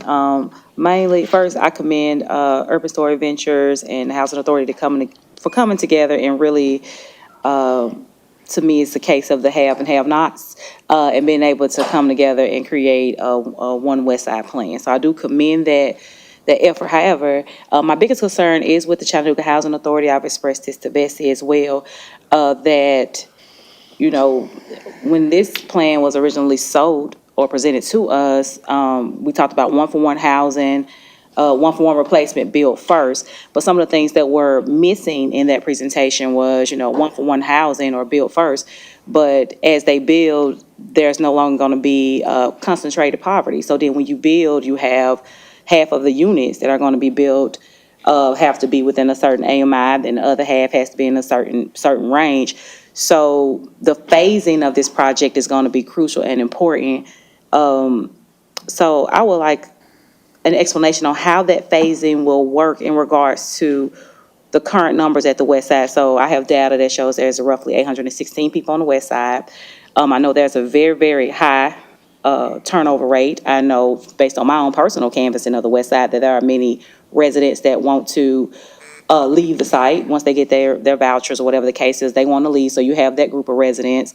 You have the other, you have that, but then you also have those residents that want to stay on the site, that don't want to leave the footprint, period. Sure. And that is a very small percentage, but yet, they are very important. Because what we don't want to do is present something where these people have been working on this project, the people on the west side have been working and doing all these charrettes and all these community events and the imagination team only to imagine themselves having to leave this site because of what we see, because of this phasing. So what I want to know how, especially that smaller percentage, I believe it's roughly about 20, maybe 27% or something to that effect. How is that very small percentage of those residents that actually want to stay on that footprint, how is that going to be built into these phasing plans? All right. Bessie, you want to answer? Yes, so I have to just reiterate that during our presentations to our residents and during our survey questioning, we always guaranteed the one-for-one replacement. But relocation was always a possibility because of the phasing. So what we do when we have relocation efforts is we offer those residents the opportunity for a housing choice voucher, which they can use anywhere in the United States. And we also have many, many units in our portfolio, about 2,400 units in our portfolio that they could move to temporarily. Every resident who lives there at the time that we begin this construction and this project has the absolute right to return to the property, but we simply can't guarantee that. We talked last week, at some point, the Housing Authority will have to make a decision to stop leasing. And what could happen there when we stop leasing is that vacancies will arise in the later phases of the planning.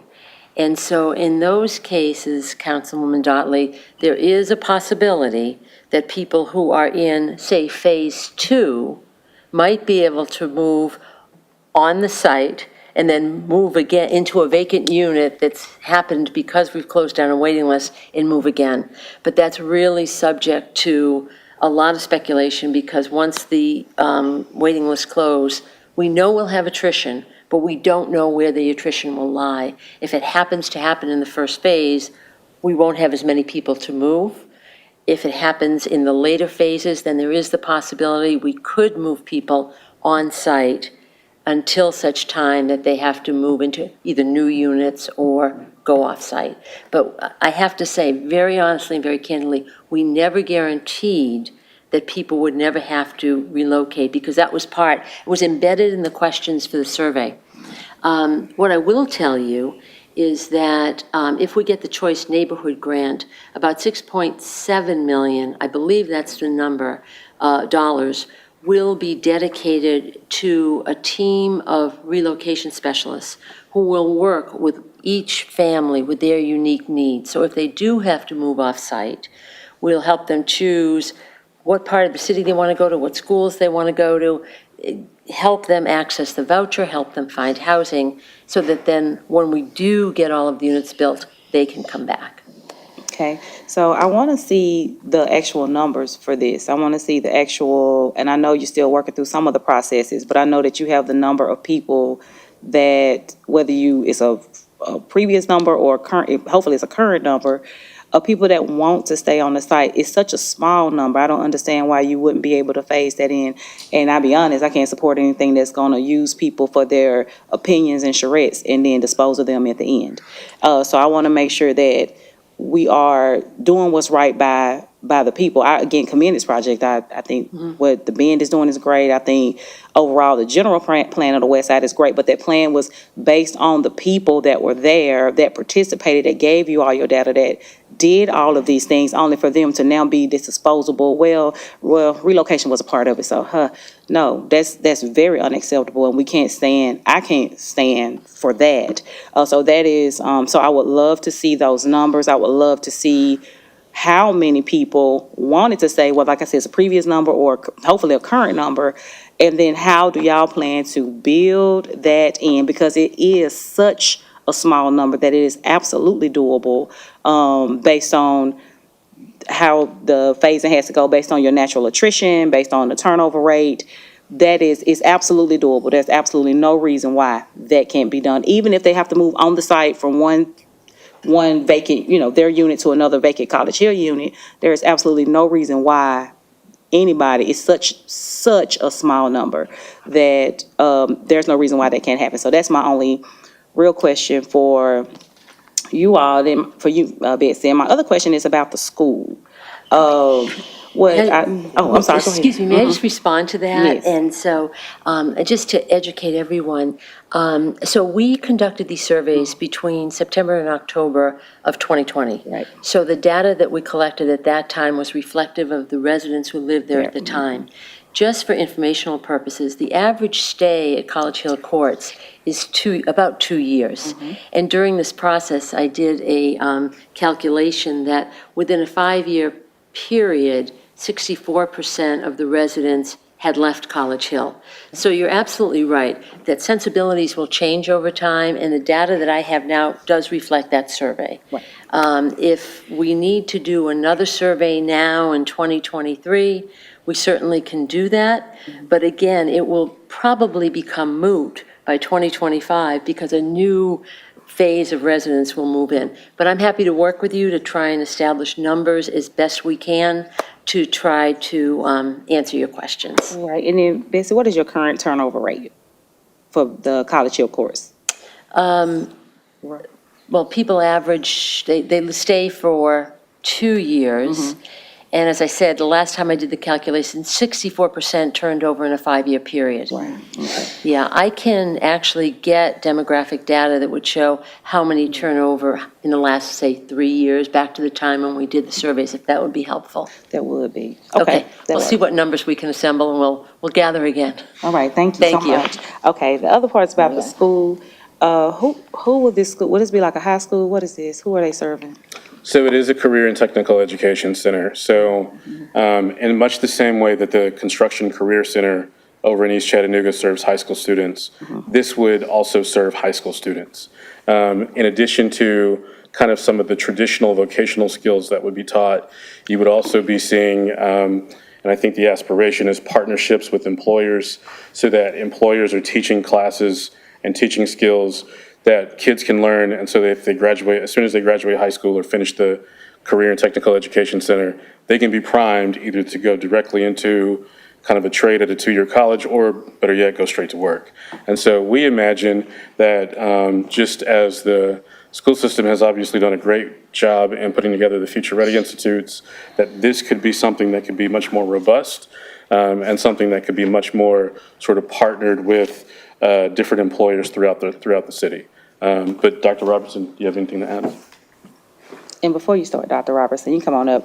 My concern is that this will be a magnet school, and it will turn into what Howard Connect turned into. Sure. Students living in South Chattanooga riding past a newly renovated middle school to go all the way across town to Orchard Knob, because they were not welcomed at a school in their community.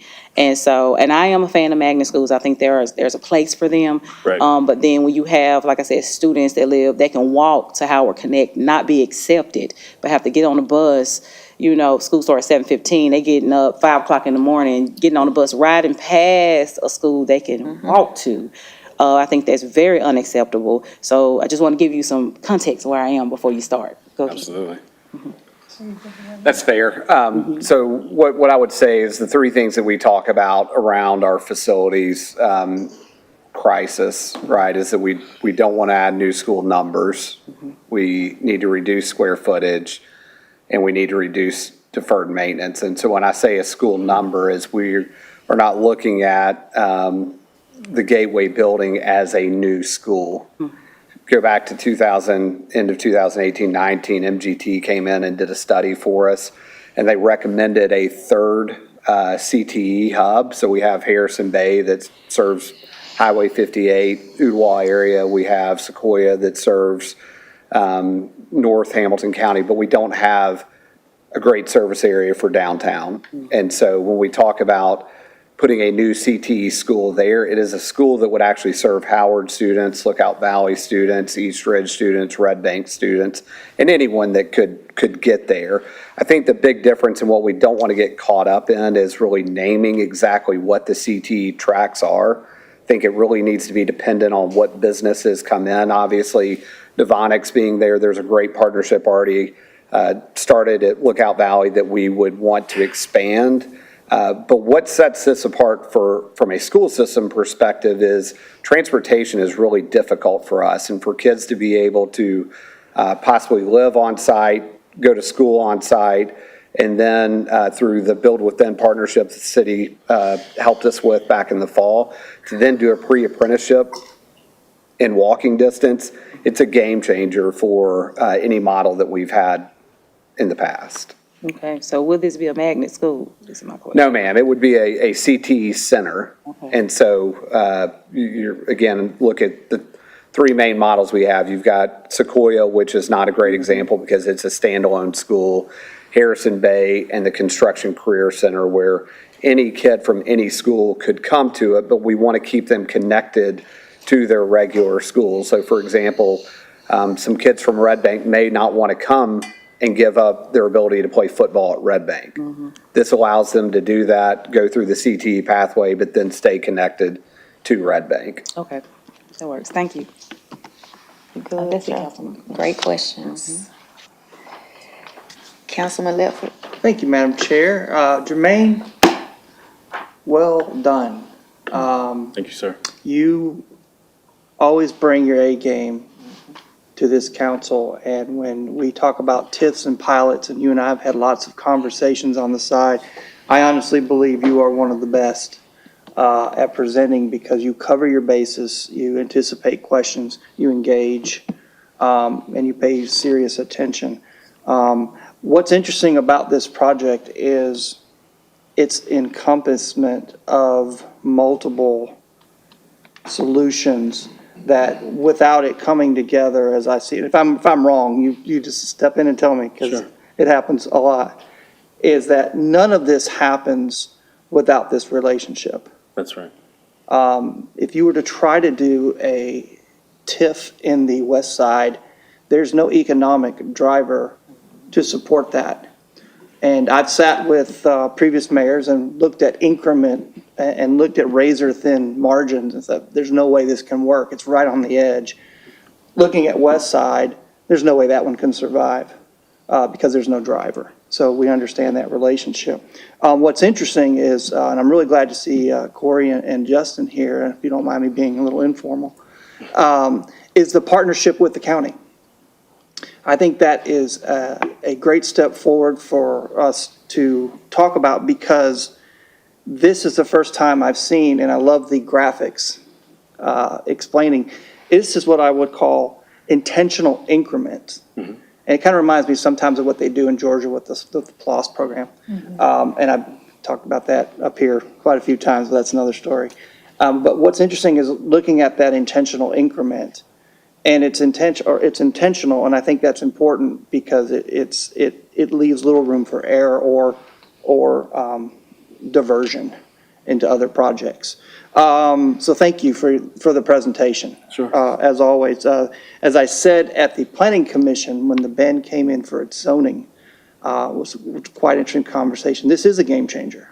It is. This is a serious game changer. I'm going back to, Jimmy, you'll have to help me, I feel like post or pre-COVID. 2020.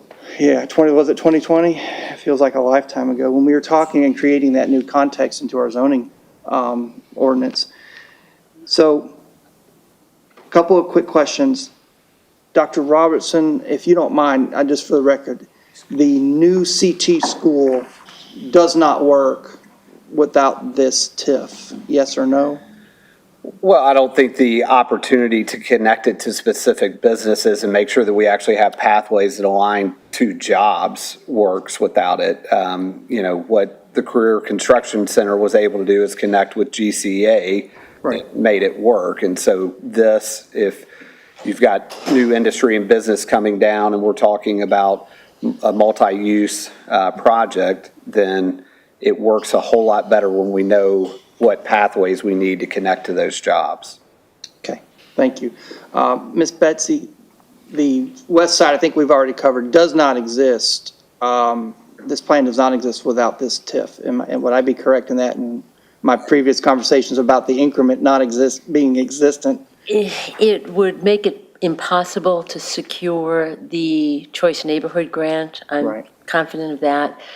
We might be able to do a one-off 4% tax credit application, and it would just slow down the process significantly. But the TIF is really critical to really starting this process with a lot of, verve, for lack of a better word. Understood.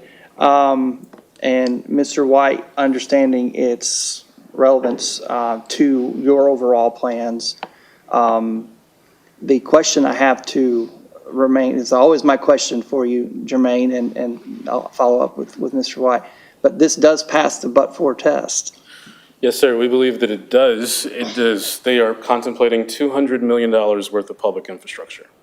And it is a steep hill to climb to pay for $200 million worth of infrastructure. And so that is why we believe that this is a project that meets the but-for test. Yep. I think that Urban Story Ventures has done as much as they could do, sort of with the property, with the resources that they have, but through the hard work that they've made in reimagining what it could look like, and then all the work that Mr. White has done and reaching out to other developers that could work with this as part of this project.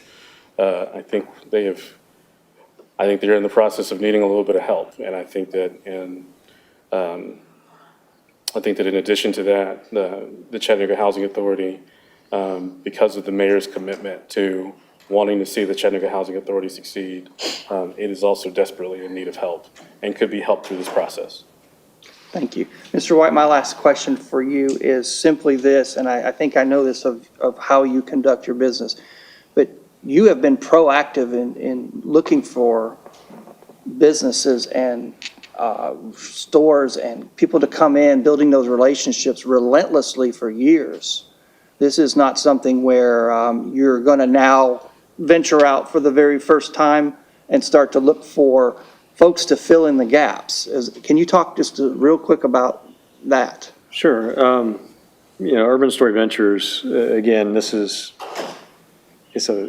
have to make money doing this, right? But it's a passion project. I'm passionate about jobs. I'm passionate about Chattanooga.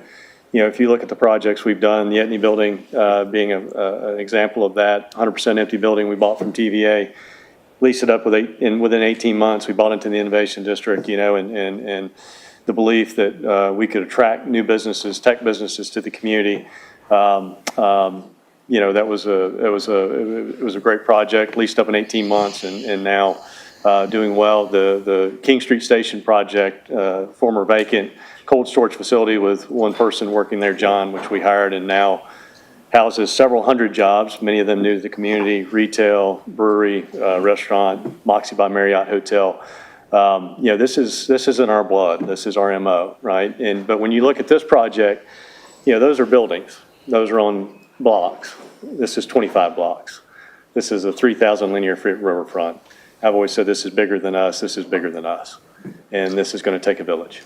And this infrastructure is significant. And it's daunting. And, I don't want to, throw rainbows and sunshine and gumdrops out there. There's a lot of things that can go wrong. When you look at our current climate, interest rates being high, construction costs, long lead times, those are all a factor.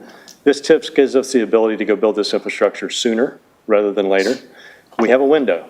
Chattanooga's trending.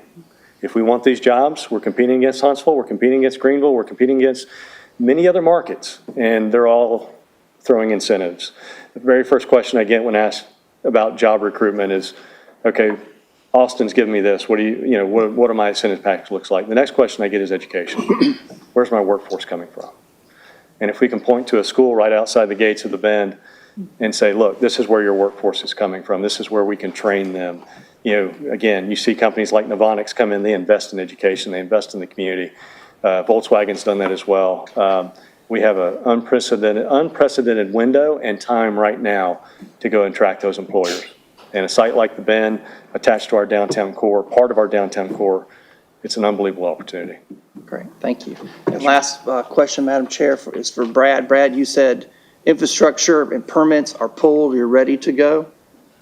That's correct. For phase one, that is correct. Phase two is currently under review with the city. We're going back and forth on some details. And then phase three, the Canal District, because it's designed specifically to the tenants who are currently in the process of filling out LOIs and negotiating leases, it'll be the last phase to be permitted. So the Canal District, which is 3. Yes, sir. Is the last part of the puzzle, so to Yes, speak. sir. Okay, very good. Those are my questions, Madam Chair. Thank you. Thank you for the answers. Councilman Henderson? Thank you, Madam Chair. Given that we still have 3, looks like, in the queue, and we're running short on time, I'll try to be quick, but this may be something we just need to have a work session on because it is such a big project. There's a lot of questions everybody has. Jermaine, I will say this is an impressive package that's been put together. Would it be fair to say that this is a 70% TIF? Because Yes. from what you explained, Roughly. 28 cents of every dollar is going to go in the general fund moving forward. The growth money, is that correct? Did I understand that correct? The growth money, 28 Yes. cents of every dollar goes into the general fund. So 40 cents of every dollar goes into the general fund. That is correct. And then in addition to that, we also have money that is being taken out for industrial development board fees as well as a fire station. So it's a 60% TIF. So that's the kind of questions that I have that I think we need a little bit more time to develop. We're gonna capture the tax revenue that's currently being collected off of there now, correct? We'll continue to collect that. That's correct. That doesn't go away. The growth, we'll collect 40 cents on every dollar? We'll collect 40 cents on every dollar. That goes into the general fund? That goes into the general fund, plus an additional 2.7 to 3 cents of every dollar specifically for the fire station. Okay. This seems like, to me, a sort of an open-ended TIF. It just sounds like we're going to do it for 20 years and we're going to generate as many dollars out of it as we're going to do it like a rag. We're going to squeeze all the money out of it that we can, correct? It's 20 years per parcel, so it's not a 30-year TIF like South Broad. Yeah, right. It is 20 years. But it's 20 years, so 20 we're not years. necessarily paying for X. We're just going to collect as much money as we can and distribute the money. That is correct. Okay. That is correct. We are not writing a check to the Chattanooga Housing Authority or to the county. We are taking increment from growth money. So and I'm then entering wondering into why we governmental agreements. wouldn't set a dollar amount, and when that TIF is paid for, because here's my concern. We did set a We're dollar giving amount. up, I'm sorry? We did set a dollar amount. The dollar amount is $115 million on the upside. So 115 is the maximum amount that the developer can get, provided that the increment is available. And so that's $100 million of real property taxes between the city and county, so that's split between the two, and then $15 million of new incremental sales tax revenue after bonds are paid that are part of the TDZ, the Tourist Development Zone. There's a lot of numbers coming at me. You just said we're going to give the developer $115 million. We're not giving the developer $115 million. For infrastructure. It is $115 million. Correct. Between the city and the county. Okay. Which kind of leads me to another question. Any other developer in Chattanooga that develops a big project, most of the time, unless they get a TIF for whatever reason, and we haven't given out that many, they're required to pay for their own infrastructure. And they are paying for part of their own infrastructure. Well, They're not paying for all of their infrastructure. Well, they have at least $200 million worth of infrastructure. we're paying for some of it. We are paying for some of it, but that's true for any TIF. That's true for every TIF. Oh, I know. That's the whole purpose of it. And typically a TIF, or at least in my mind, a TIF is a tool that we use as a city to incentivize developers to come to an area that's blighted, that is not going to have organic development. What I would like to see is a couple of things. One, I'd like to see what we would anticipate tax revenue being off of organic development. Now, I know that doesn't, I guess, maybe get us the money as quickly. Sure. But I'm looking at giving up that tax increment for 20 years. Sure. That's not going into the city. That could happen and probably should happen organically anyway. We're talking about the riverfront. We are. And, I mean, that's prime real estate. We've already seen development on that piece of property. So I guess as I'm talking to other developers, I just need to understand how to explain to them, we're going to help these developers pay for infrastructure, but we don't help other developers pay for infrastructure. So, and I get it, the west side's tied into it. The Gateway building, is it part of the TIF footprint? It is not. So how do we allocate dollars towards that without it being in the footprint? Because we have the ability to enter into an intergovernmental agreement with the county to make revenue directly available to the county for the Gateway School. That is also what we are contemplating for the Chattanooga Housing Authority, so that the footprint of the TIF is imagined to be the Bend. The Housing Authority property is not imagined to be part of it because of the fact that they will need to pursue low-income housing tax credits throughout much of their development. They will also need pilots, which will negate the effect of some of the development that they will do. So we have the ability to enter into intergovernmental agreements with both. And if I could just go back to your previous question, so I would say there are not very many developers that are looking to do $800 million to $2.3 billion worth of development on our riverfront. So that would be the administration's response to those developers, is that if you have the ability to show us that you have the potential to create 2,000 jobs and to create a new part of our downtown that also uplifts the west side, then let's talk about it. But I have not seen many developers that have the ability to do that and to marshal those resources. Okay. I'll have some more questions that I'll shoot to you. Madam Chair, that's all I have. I want to make sure we got time for the other questions. Okay, thank you. Just want to share with the public that we advertised for our city council meeting to start at 6 o'clock. We're going to be late starting that city council meeting at 6 because we're going to complete the One West Side discussion. So after we're done with that, then we'll take a brief break and then begin our council session. That was supposed to be at 6, but we want to make sure that we have our questions answered. And I want my colleagues to be able to, get everything out that they need to ask. So we appreciate your patience. So you good, Councilman Henderson, before I go to Jenny? Okay, Councilwoman. Thank you, Vice Chairwoman. Yeah, this is an immensely important conversation. When we use words like transformative, we need to give these projects the time that they deserve to really learn and think, and that's something that I value about this body a lot.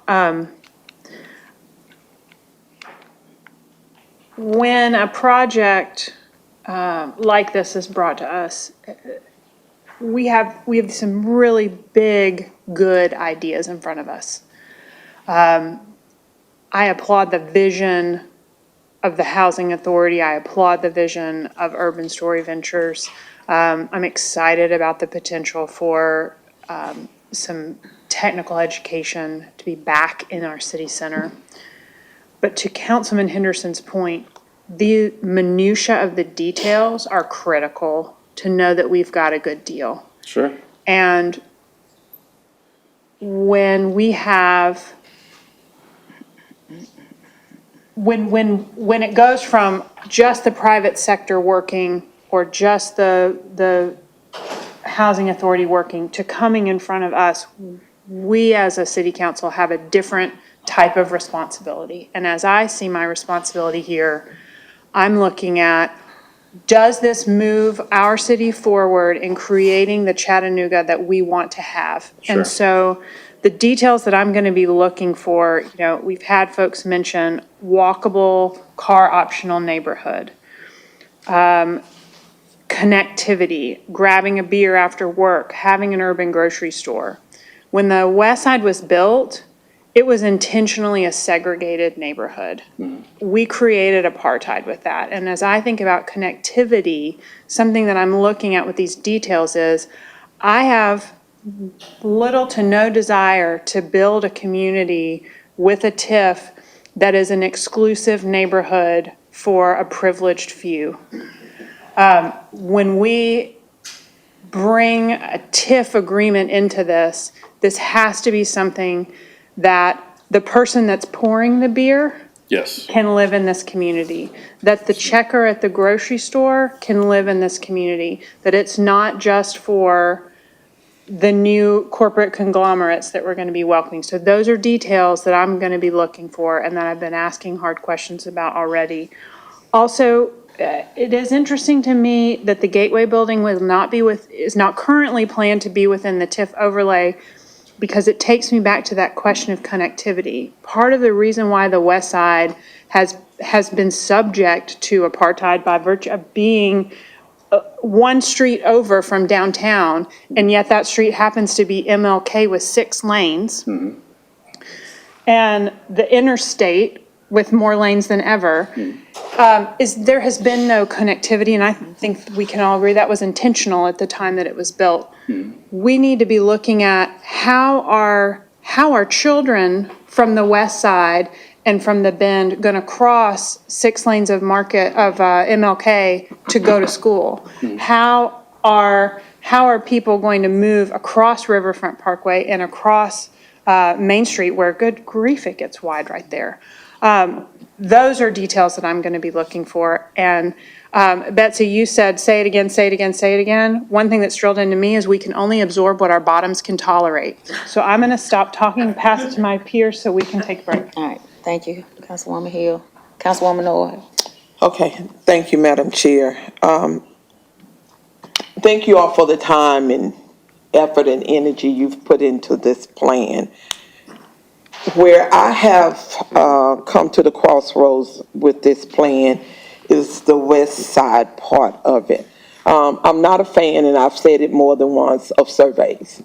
Surveys can be put together and worded a way that it will favor whomever it needs to favor. I am curious to see how the survey was worded, and when you were interviewing the tenants that are there now, was a voucher offered beforehand or afterhand as far as moving? And I think you said, Ms. Betsy, 63% did not want to return. Did I get that correct? No, they wanted to. Let me get my numbers. Hold on one Is that second. right? I need my numbers and my glasses to give you the exact data.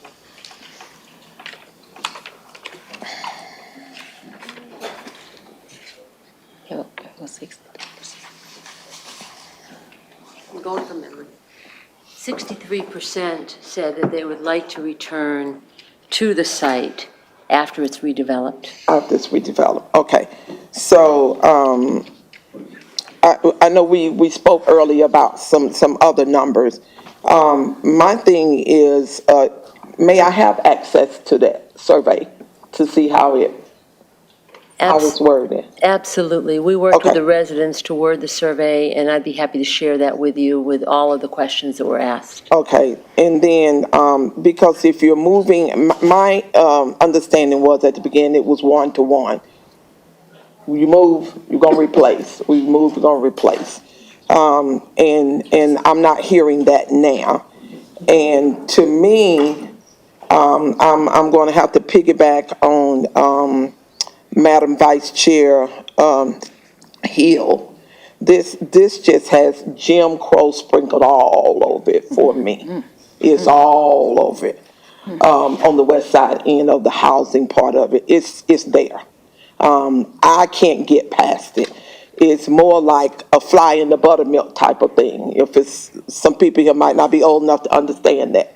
But that's what it is, and that's where I have the problem with it. It seems it is to move everyone away from, instead of giving them an opportunity to stay and have a better place to live. And that's not good for me. Thank you, Madam Chair, I'm good. Thank you. Great comments. Councilwoman Burrs? Thank you. I'm going to take a different tack since I'm the money person. Obviously, I want to see a cost-benefit analysis. Sure. And I think that's what you were talking about, getting permission to at least do that for next week. Sure. What is on the agenda for next week, as I understood, if we say go farther, is at least look at the numbers. That's right. There's two aspects. One is the social aspect. That's right. And I'm listening to my colleagues very strongly on that. Right. The other is the cost-benefit analysis. Sure. If we do this, and you know what I'm usually looking for, if we do this, what's going to be the hit that other parts of town take? Sure. Okay? I understand. So is that what you're asking us to give you permission to do next week? Yes. So next week's vote, again, is not to approve of a TIF. Right, It because is that's simply- got a ways to go yet. That's right. That's a couple of months away.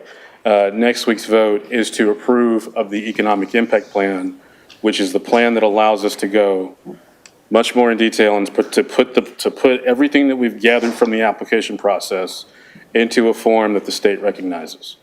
Okay, I want the cost-benefit analysis. Sure. However it looks, okay. I'm not opposed at all to investments. I'm not opposed at all to the economic impact of this, but I want to see the numbers. Yes, ma'am. Thank you. Yes, ma'am. Thank you.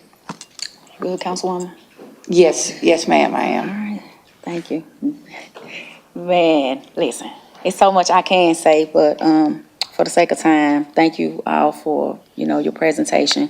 I voiced my concerns from earlier on when I saw what was going on, and I voiced it to Ms. Betsy with the Housing Authority as well. I still feel the same way, because I grew up in the West Side.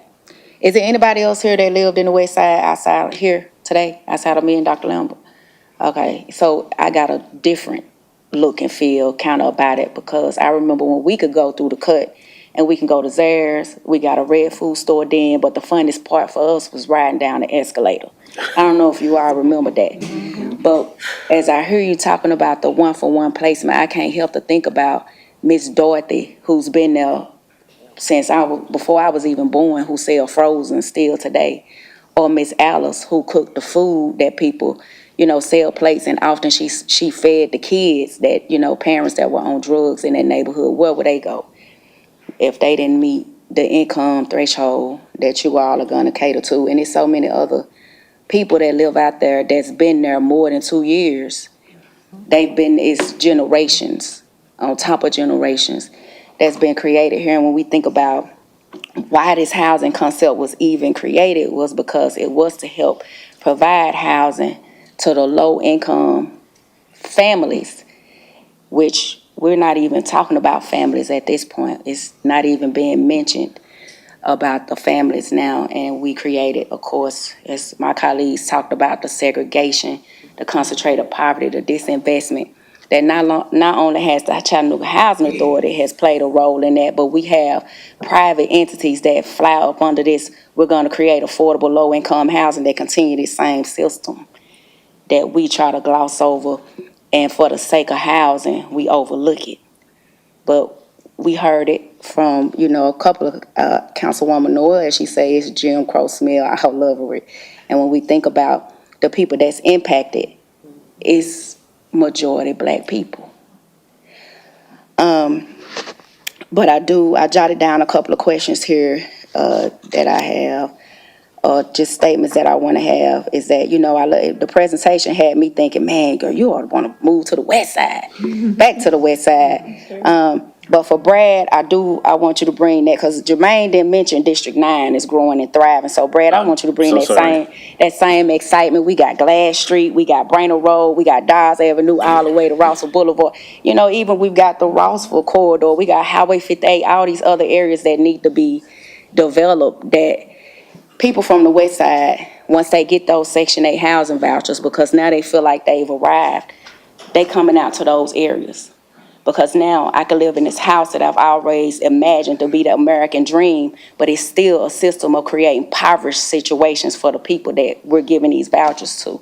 It's my hope that one day HUD will say that the housing authorities created need to create a strategic plan that within 5 years that people and families are mobilizing upward to become homeowners, which is now a part of the conversation with this plan.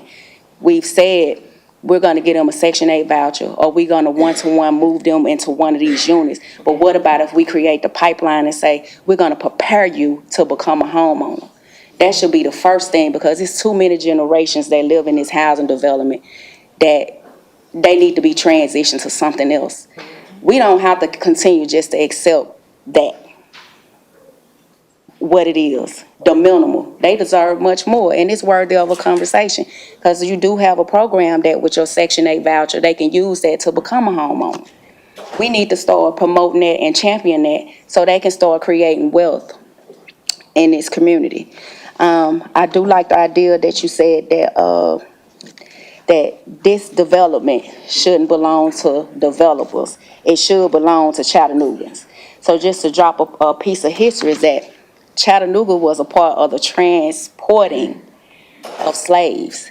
It was also a station point to where we were sold, what we call it Riverfront Parkway, along on that river. I'd like for you all to include that history somewhere on that site, so people can know what happened to the people who was brought here as slaves. We were Black people that were here.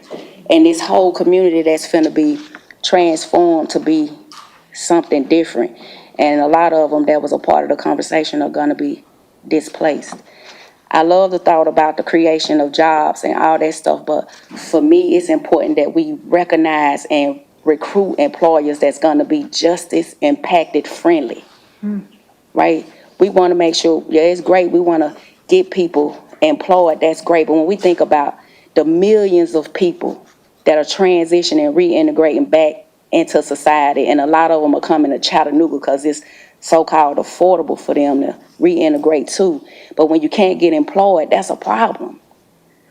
That's a problem. So we need to make sure that we're attracting those companies and not being afraid to say, these are the companies that we want to attract to Chattanooga that's going to be friendly to everybody. Now, the affordable mixed income, I just got a couple of more. I'm confused about when we using the language of affordable, right? Because out here in the west side, you got people that rent is $25 or $50. You're not gonna be, even if you get them a Section 8 voucher, you telling me you taking these people who've been paying $50 for 20-some years, you're gonna place them in East Brainerd, where the rent is market rate and the voucher may not even cover this amount that's may not even been working, and then say, now you're gonna have to pay your utilities. And I understand the shaking of your head, but I speak from a person who's been on Section 8. Yeah, I was on Section 8 before. I know how that system worked. But I was one of the ones who took advantage of it and said, in 3 years, they can have that for the next person. But there's not a lot of people who gonna say, I'm gonna turn this voucher in. They're afraid to, because they keep them with that mindset is that they don't deserve nothing else, and we have to continue to be dependent on government. We gotta change the game for the people that's coming out here in the west side. And so we talked about the minority-owned businesses. I love that concept. But here's where I'm at, and I talk about it a lot. The word minority don't really encumber ethnic people or black people, if you would say. We can say, okay, well, yeah, we're gonna throw it in there and it'll make it look like we're attracting African American. I'm black. We need something that's gonna identify for black people specifically. The word minority can be white women, it can be LGBTQ, it could be a person with disabilities, and black people, the same people that has the same hue as I do, they don't fit into this. We become overlooked. And it's not just this project that I talk about that on. I talk about it on every project and everything that's coming about. So it's very important to me that we making sure we're giving everybody an opportunity, right? That's part of that social and economic equity. But I'll end there because there's so much that I could say about that area, because in my mind, all I can visualize is people being displaced. And, do I think it's a great project? Yeah, I think it's a great project.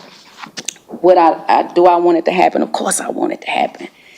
I would even love for y'all to throw in, you want a casino over there. Then I can quit going, spending my money somewhere else. But the last thing that I will say is that we talk about it in a way that, we want to work and be people to go to school and be able to go play and do this. Well, see, it was a time where the schools that was active within the neighborhoods, see, we going back to that.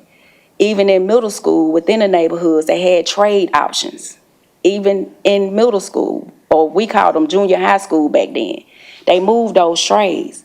Now we're saying, well, we're gonna create because we want them to be in neighborhoods. Activate the ones we have now in the neighborhoods. Dr. Robinson, activate them.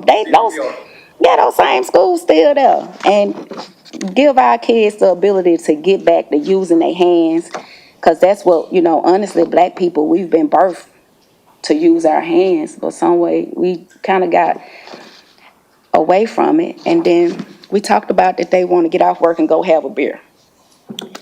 Now I'm the councilwoman that's going to be realistic with you. People in the west side, they trying to go smoke a blunt after work.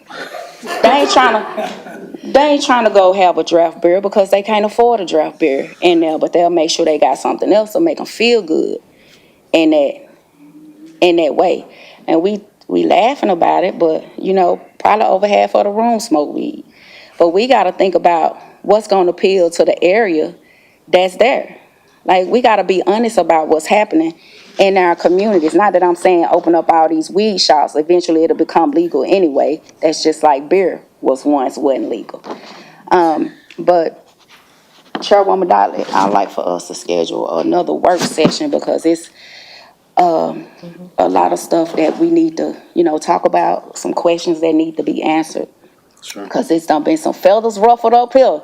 Listen, y'all done gave me a task to work with this economic development committee today.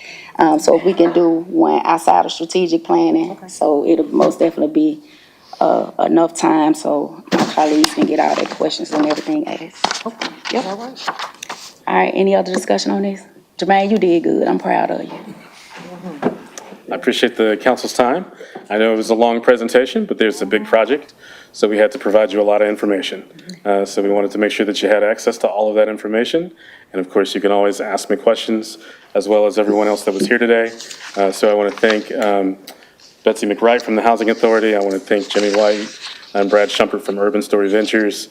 And I also want to thank Dr. Robertson, as well as Hamilton County Deputy Mayor Corey Guerin and Charles Wood for being here. So thank you. Thank you again. All right, any other questions on this topic? All right, well then, real quick before we adjourn, I know I was out last week, but prior to that, we had shared a discussion about encumbering some funds and what we wanted to use those funds on, and part of that was, finishing up what was needed for our council chambers. Well, I have here, and if you don't mind passing, here's like 3 on the side, is that I would like the council to consider paying for a study, for a social and economic equity study. Okay, let me pass you all out. Here, the price is already on here, from Dr. Marcus Malden, Professor for Public Policy Administration at UTC. He's placed, the amount, what the scope of work will be summarized, and at the end of it, what he will provide for us. The cost is $27,097. So I wanted to bring it to the council so we can discuss it. We may not have time right now, but if we could put it in strategic planning next week so we could talk about it. All right, and so now, we're gonna put it on hold, or is it called adjourn? Do we need to? We're gonna adjourn this afternoon sessions, and we're gonna be back at 6:20 to start our 6 o'clock council meeting.